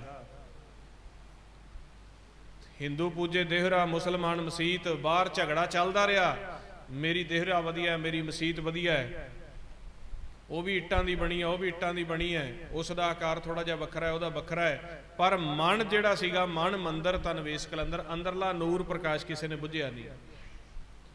ਗੁਰੂ ਨਾਨਕ ਦੇਵ ਮਹਾਰਾਜ ਨੇ ਆ ਕੇ ਜੋਗੀਆਂ ਨੂੰ, ਜਤੀਆਂ ਨੂੰ, ਸਿੱਧਾਂ ਨੂੰ ਇਹ ਕਿਹਾ ਵੀ ਜਿਹੜੀ ਅੰਦਰ ਜੋਤ ਹੈ, ਜੋਤ ਪ੍ਰਕਾਸ਼ ਤੱਕ ਪਹੁੰਚੇ ਆ ਜਾਂ ਹਜੇ ਭਾਸ਼ਾ ਦੇ ਗਿਆਨ ਤੱਕ ਹੀ ਫਿਰਦੇ ਆ, ਜਾਂ ਹਜੇ ਜੋਗ ਤਪ ਤੱਕ ਹੀ ਫਿਰਦੇ ਆ, ਜਾਂ ਹਜੇ ਸਰੀਰ ਤੱਕ ਸੇਜਦੇ ਆ, ਅੰਦਰੋਂ ਕੋ ਦੇਖਿਆ। ਹੁਣ ਇਸ ਕਰਕੇ ਜਦੋਂ ਗੁਰੂ ਨਾਨਕ ਦੇਵ ਨੇ ਬੀਜ ਮੰਤਰ ਦਾ, ਅਨਹਦ ਮੰਤਰ ਦਾ ਭੇਤ ਦਿੱਤਾ, ਚਾਹੇ ਕੋਈ ਵੀ ਸੀ, ਉਹ ਵੈਲ ਐਜੂਕੇਟਡ, ਦੁਨਿਆਵੀ ਤੌਰ ਤੇ ਵੀ ਬੜਾ ਉਹਨਾਂ ਦੇ ਕੋਲ ਗਿਆਨ ਸੀਗਾ। ਤਾਂ ਹੀ ਜੇ ਉਹ ਅੱਜ ਤਾਂ ਅਸੀਂ ਕਹਿ ਦਿੰਦੇ ਆ ਵੀ ਉਹ ਤਾਂ ਮਹਾਰਾਜ ਜੀ ਤਾਂ ਪੜ੍ਹੇ ਨਹੀਂ, ਉਹਨਾਂ ਨੂੰ ਤਾਂ ਮੱਝਾਂ ਚਾਰਨ ਤੇ ਲਾਤਾ। ਉਧਰੋਂ ਅਸੀਂ ਕਹਿੰਦੇ ਆ ਵੀ ਉਹਨਾਂ ਨੇ ਚਾਈਨਾ 'ਚ ਜਾ ਕੇ ਵੀ, ਰਸ਼ੀਆ 'ਚ ਜਾ ਕੇ ਵੀ ਪ੍ਰਚਾਰ ਕੀਤਾ। ਆਪਣਾ ਦੇਖਦੇ ਆ ਵੀ ਕਿਸੇ ਵੀ ਖਿੱਤੇ ਵਿੱਚ ਜਾ ਕੇ ਪ੍ਰਚਾਰ ਕਰਨਾ ਹੋਵੇ, ਉੱਥੋਂ ਦੀ ਭਾਸ਼ਾ, ਉੱਥੋਂ ਦਾ ਗਿਆਨ ਹੋਣਾ ਬਹੁਤ ਜ਼ਰੂਰੀ ਹੈ। ਉਹਨਾਂ ਦੇ ਕੋਲ ਐਸੀ ਕਿਹੜੀ ਕਲਾ ਸੀ, ਕਿਉਂਕਿ ਉਹ ਵਾਦ ਵਿਵਾਦ ਦੇ ਵਿੱਚ ਪੈਂਦੇ ਨਹੀਂ ਸੀਗੇ। ਜੋ ਜਿਸ ਤਰ੍ਹਾਂ ਦੀ ਵੇਸ਼ ਭੂਸ਼ਾ ਪਾਉਂਦਾ ਸੀ, ਉਸ ਦੇ ਵਿੱਚ ਜਾ ਕੇ ਬੈਠ ਜਾਂਦੇ, ਗੁਰਮੰਤਰ ਦਾ ਅਭਿਆਸ ਕਰਾ ਕੇ ਉਸ ਦੀ ਸੁਰਤੀ ਨੂੰ ਵਿਚਾਰਾਂ ਤੋਂ, 9 ਦਰਾਂ ਤੋਂ ਰਹਿਤ ਕਰਕੇ ਸਹਿਜ ਦੇ ਵਿੱਚ ਬਿਠਾ ਦਿੰਦੇ। ਹੁਣ ਜਦੋਂ ਅੰਦਰੋਂ ਇੱਕੋ ਧੁਨ ਚੱਲਦੀ ਹੈ, ਓਂਕਾਰ ਇੱਕ ਹੈ, ਧੁਨ ਇੱਕ ਹੈ, ਇੱਕੋ ਰਾਗ ਚੱਲ ਰਿਹਾ, ਇੱਕੋ ਅੰਮ੍ਰਿਤ ਚੱਲ ਰਿਹਾ, ਉਹਨਾਂ ਦੀ ਗੱਲ ਦੇ ਨਾਲ ਸਹਿਮਤ ਹੋ ਜਾਂਦੇ ਵੀ ਆਹ ਮਨ ਮੰਦਰ ਹੈ। ਮਨ ਮੰਦਰ ਤਨ ਵੇਸ ਕਲੰਦਰ, ਘਟ ਹੀ ਤੀਰਥ ਨਾਵਾਂ। ਆਹ ਮੰਦਰ ਦਾ ਇਸ਼ਨਾਨ ਹੋਇਆ ਹੋਇਆ, ਸਾਰੀ ਉਮਰ ਬਾਹਰ ਹੀ ਨਹਾਉਂਦੇ ਰਹੇ। ਉੱਥੇ ਮਹਾਰਾਜ ਕਹਿੰਦੇ ਤੀਰਥ ਨਹਾਵਣ ਜਾਓ, ਤੀਰਥ ਨਾਮ ਹੈ, ਤੀਰਥ ਸ਼ਬਦ ਵਿਚਾਰ, ਅੰਤਰ ਗਿਆਨ ਹੈ, ਗੁਰ ਗਿਆਨ ਸਾਚਾ ਥਾਨ, ਤੀਰਥ 10 ਪੁਰਬ ਸਦਾ ਦਸਹਰਾ, ਹੋ ਨਾਮ ਹਰ ਕਾ ਸਦਾ ਜਾਚੋ, ਦੇਹੋ ਪ੍ਰਭ ਤਰਨੀ ਤਰਾ। ਸੰਸਾਰ ਰੋਗੀ ਨਾਮ ਦਾਰੂ, ਮੈਲ ਲਾਗੇ ਸੱਚ ਬਿਨਾ। ਇਸ ਕਰਕੇ ਜਿੰਨੀ ਦੇਰ ਤੱਕ ਅੰਦਰ ਸ਼ਬਦ ਦਾ ਇਸ਼ਨਾਨ ਨਹੀਂ ਆਪਾਂ ਕਰਦੇ, ਅੰਤਰਗਤ ਆਪਾਂ ਸੁਰਤੀ ਨੂੰ ਤੀਰਥ ਨਹੀਂ ਨਿਵਾਉਂਦੇ, ਸਹਿਜ ਦੇ ਵਿੱਚ ਨਹੀਂ ਬੈਠਦੇ, ਆਪਣਾ ਕੀਤਾ ਹੋਇਆ ਜਿਹੜਾ ਨਿਫਲ ਹੈ। ਕਿਉਂਕਿ ਭਰਮ 'ਚ ਰਹਿੰਦੇ ਆਪਾਂ ਸਾਰੀ ਉਮਰ। ਤੇ ਇਹ ਜਿੰਨੇ ਆਪਾਂ ਬਚਨ ਕੀਤੇ ਆ, ਇਹ ਸਾਰੇ ਗੁਰੂ ਗ੍ਰੰਥ ਸਾਹਿਬ ਮਹਾਰਾਜ ਦੀ ਬਾਣੀ ਵਿੱਚ ਦਰਜ ਨੇ। ਇੱਕ ਨਹੀਂ, ਪਤਾ ਨਹੀਂ ਕਿੰਨੇ ਸ਼ਬਦ ਦਰਜ ਨੇ ਅਨਹਦ ਬਾਣੀ ਦਾ, ਜੋ ਖੇਡ ਦੱਸਦੇ ਪਿਆ, ਕਿਵੇਂ ਕਿੱਥੇ ਖੇਡ ਚੱਲਦਾ ਪਿਆ, ਕਿਵੇਂ ਕਬੀਰ ਸਾਹਿਬ ਹੁਣਾਂ ਨੇ ਅੰਦਰ ਉਸ ਮਾਲਕ ਦੇ ਨਾਲ ਉਹਦੀਆਂ ਸੁਹਾਗਣਾ ਬਣ ਕੇ ਉਸ ਸ਼ਬਦ ਦੇ ਨਾਲ ਫੇਰੇ ਲਏ, ਸੁਰਤ ਸੁਹਾਗਣਾ ਬਣੀਆਂ। ਸੋ ਅੱਜ ਆਪਾਂ ਜਿਹੜੀ ਖੇਡ ਆ, ਉਹ ਧਰਮ ਨੂੰ ਬਾਹਰੀ ਤੌਰ ਤੇ ਵਸਤਰਾਂ ਕਰਕੇ ਅਪਣਾ ਲਿਆ ਆ, ਬਾਹਰੀ ਵੇਸ਼ ਭੂਸ਼ਾ ਕਰਕੇ ਆਪਾਂ ਧਰਮੀ ਬਣ ਗਏ ਆ। ਪਰ ਜਿਹੜਾ ਅੰਦਰਲਾ ਖੇਲ ਚੱਲਦਾ ਸੀਗਾ ਆਤਮਿਕ ਲੈਵਲ ਤੋਂ, ਕਮਾਈ ਤੋਂ, ਸ਼ਬਦ ਦੀ ਕਮਾਈ ਤੋਂ, ਅਨਹਦ ਬਾਣੀ ਦੇ ਗਿਆਨ ਤੋਂ, ਉਹ ਟੁੱਟ ਗਏ ਆ। ਸੋ ਹੁਣ ਜੋ ਮਹਾਂਪੁਰਸ਼ਾਂ ਨੇ ਆ ਕੇ ਗੁਰਬਾਣੀ ਗੁਰੂ ਦੇ ਗਿਆਨ ਨੂੰ ਦੁਬਾਰਾ ਪ੍ਰੈਕਟੀਕਲ ਕਰਕੇ ਸਮਝਾਇਆ, ਭਾਈ ਸੇਵਾ ਸਿੰਘ ਜੀ ਧਰਮਾਲਾ ਜੀ, ਉਹਨਾਂ ਸਾਨੂੰ ਦੱਸਿਆ ਕਿ ਜਿਹੜਾ ਬਾਣੀ ਤੁਸੀਂ ਪੜ੍ਹਦੇ ਪਏ ਆ, ਤੁਸੀਂ ਸਿੱਧਾ ਵਿਆਕਰਨ ਦੇ ਆਧਾਰ ਤੇ ਨਾ ਪੜ੍ਹੋ। ਇਹ ਜੋ ਬਾਣੀ ਕਹਿ ਰਹੀ ਆ ਰਾਮ ਸਿਮਰ ਇਹ ਤੇਰੇ ਕਾਜ ਆ, ਇਹਨੂੰ ਜਪ ਕੇ ਤਾਂ ਦੇਖੋ, ਇਹਨੂੰ ਜਪ ਕੇ ਅੰਤਰਗਤ ਟੁੱਬੀ ਤਾਂ ਲਾਓ ਨਾ, ਗਿਆਨ ਹੋ ਜਾਏਗਾ। ਕਿੰਨਾ ਕੁ ਹੋ ਜਾਏਗਾ? ਗਿਆਨ ਵਿੱਚ ਫਿਰ ਝਗੜਾ ਰਹੇਗਾ ਵੀ ਮੇਰਾ ਸਹੀ ਹੈ ਤੇਰਾ ਨਹੀਂ ਸਹੀ। ਤੇ ਜਦੋਂ ਤੁਸੀਂ ਗਿਆਨ ਕਰਕੇ ਸਿਮਰਨ ਕਰਕੇ ਅੰਤਰਗਤ ਬਹਿ ਕੇ ਰਸ ਲੈ ਲਓਗੇ, ਤੁਸੀਂ ਦੋਨੋਂ ਭਾਈ ਬਣ ਜਾਓਗੇ। ਕਿਉਂਕਿ ਕਹਾਣੀ ਤਾਂ ਇਹੀ ਹੈ ਨਾ, ਪ੍ਰਾਪਤੀ ਤੱਕ। ਗਿਆਨ ਉੱਤਮ ਨਹੀਂ ਹੈਗਾ ਜੇ ਸਿਮਰਨ ਕਰਕੇ ਅੰਦਰੋਂ ਰਸ ਚੱਲ ਪਿਆ। ਉਹ ਹੋ ਸਕਦਾ ਜਿਸ ਨੂੰ 2 ਸਤਰਾਂ ਘੱਟ ਆਉਂਦੀਆਂ, ਜਿਹਨੂੰ ਕਥਾ ਵਿਚਾਰ ਨਾ ਵੀ ਕਰਨੀ ਆਉਂਦੀ ਹੋਵੇ, ਮਾਲਕ ਉਹਦੇ ਤੇ ਖੁਸ਼ ਹੋ ਜਾਵੇ, ਧੰਨੇ ਜੱਟ ਵਰਗੇ ਤੇ ਉਹਨੂੰ ਰਸ ਦੇ ਦੇਵੇ, ਉਹਨੂੰ ਚਾਨਣ ਕਰਾ ਦੇਵੇ। ਤੇ ਹੋ ਸਕਦਾ ਜੋ ਕੋਈ ਮੇਰੇ ਵਰਗਾ 4 ਵੇਦਾਂ ਨੂੰ ਯਾਦ ਕੀਤੀ ਫਿਰਦਾ, ਮੁੱਕਦੇ ਉਹਦੇ ਅੰਦਰ ਕੋਈ ਇੱਕ ਭੋਰਾ ਝਲਕ ਵੀ ਨਾ ਦੇਵੇ। ਕਿਉਂਕਿ ਖੇਲ ਇੱਥੇ ਗਿਆਨ ਦਾ ਨਹੀਂ, ਖੇਲ ਇੱਥੇ ਪ੍ਰੇਮਾ ਭਗਤੀ ਦਾ ਹੈ। ਕਿ ਬਾਹਰੀ ਗਿਆਨ ਸੁਣ ਕੇ ਗੁਰਦੁਆਰਾ ਸਾਹਿਬ, ਮੰਦਿਰ, ਮਸਜਿਦ ਦੇ ਵਿੱਚ ਜਾ ਕੇ, ਸੰਗਤ ਵਿੱਚ ਜਾ ਕੇ ਫਿਰ ਸੁਰਤੀ ਅੰਤਰਗਤ ਕਿੰਨੀ ਦੇਰ ਤੱਕ ਭਿੱਜ ਕੇ ਬੈਠਦੀ ਹੈ। ਜੇ ਅਸੀਂ ਅੱਜ ਗੁਰਦੁਆਰਾ ਸਾਹਿਬ ਦੇ ਵਿੱਚ ਆਏ ਹਾਂ, ਹੁਣ ਇਸ ਤੋਂ ਬਾਅਦ ਸਾਡੇ ਗੁਰਮੰਤਰ ਦੀ ਕਮਾਈ 'ਚ ਕਿੰਨਾ ਸਮਾਂ ਵਧਣਾ। ਜੇ ਅਸੀਂ ਗੁਰੂ ਸਾਹਿਬ ਜੀ ਦੀ ਹਜ਼ੂਰੀ ਦੇ ਵਿੱਚ ਜਾਂਦੇ ਹਾਂ ਤੇ ਕਿੰਨੇ ਕੁ ਸ਼ੰਕੇ ਸਾਡੇ ਮਨ ਦੇ ਦੂਰ ਹੁੰਦੇ ਆ। ਕਮਾਈ ਦੀ ਖੇਡ ਆ।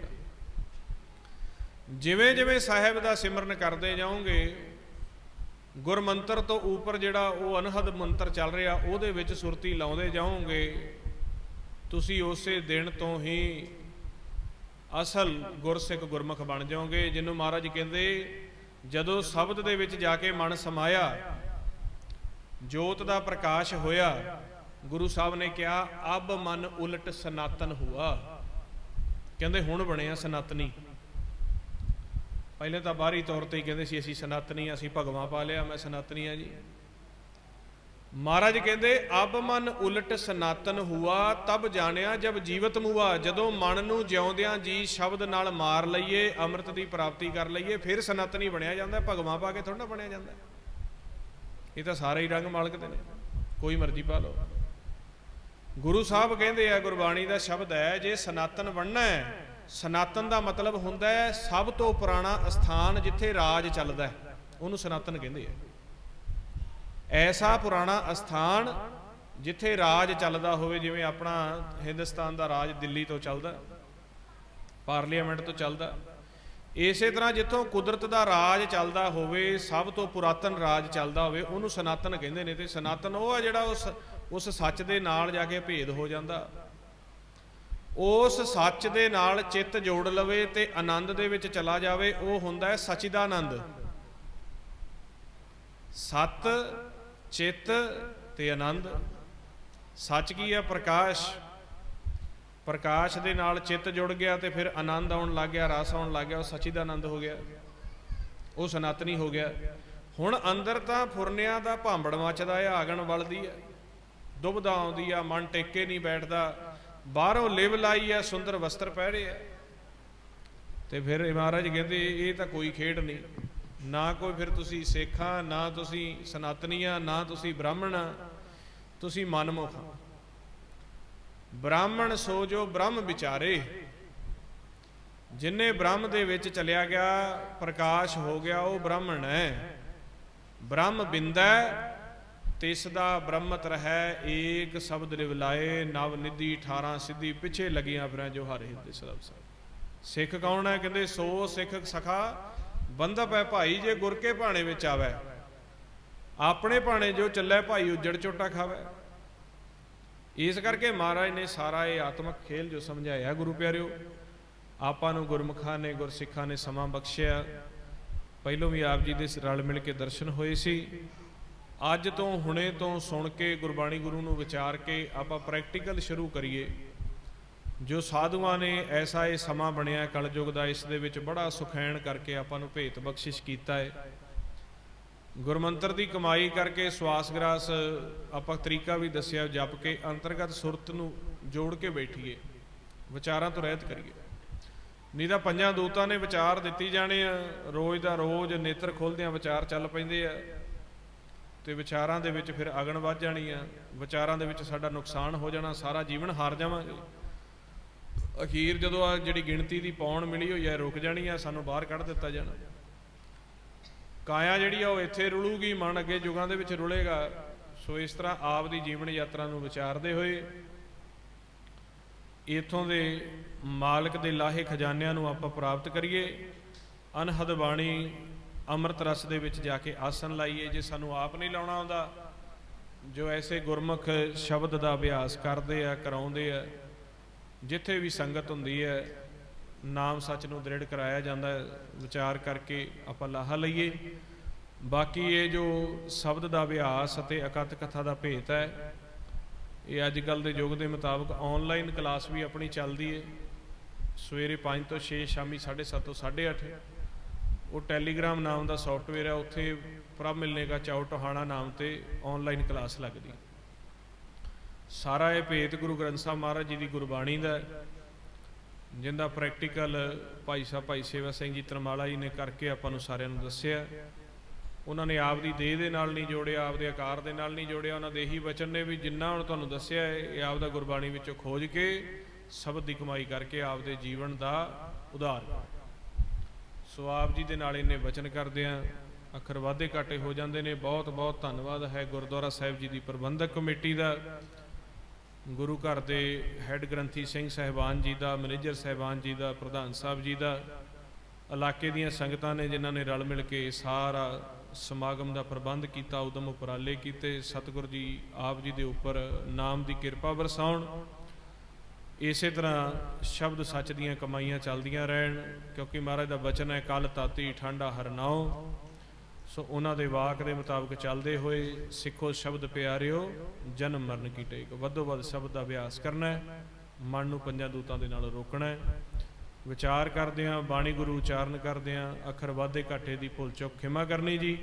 ਵਾਹਿਗੁਰੂ ਜੀ ਕਾ ਖਾਲਸਾ, ਵਾਹਿਗੁਰੂ ਜੀ ਕੀ ਫਤਿਹ।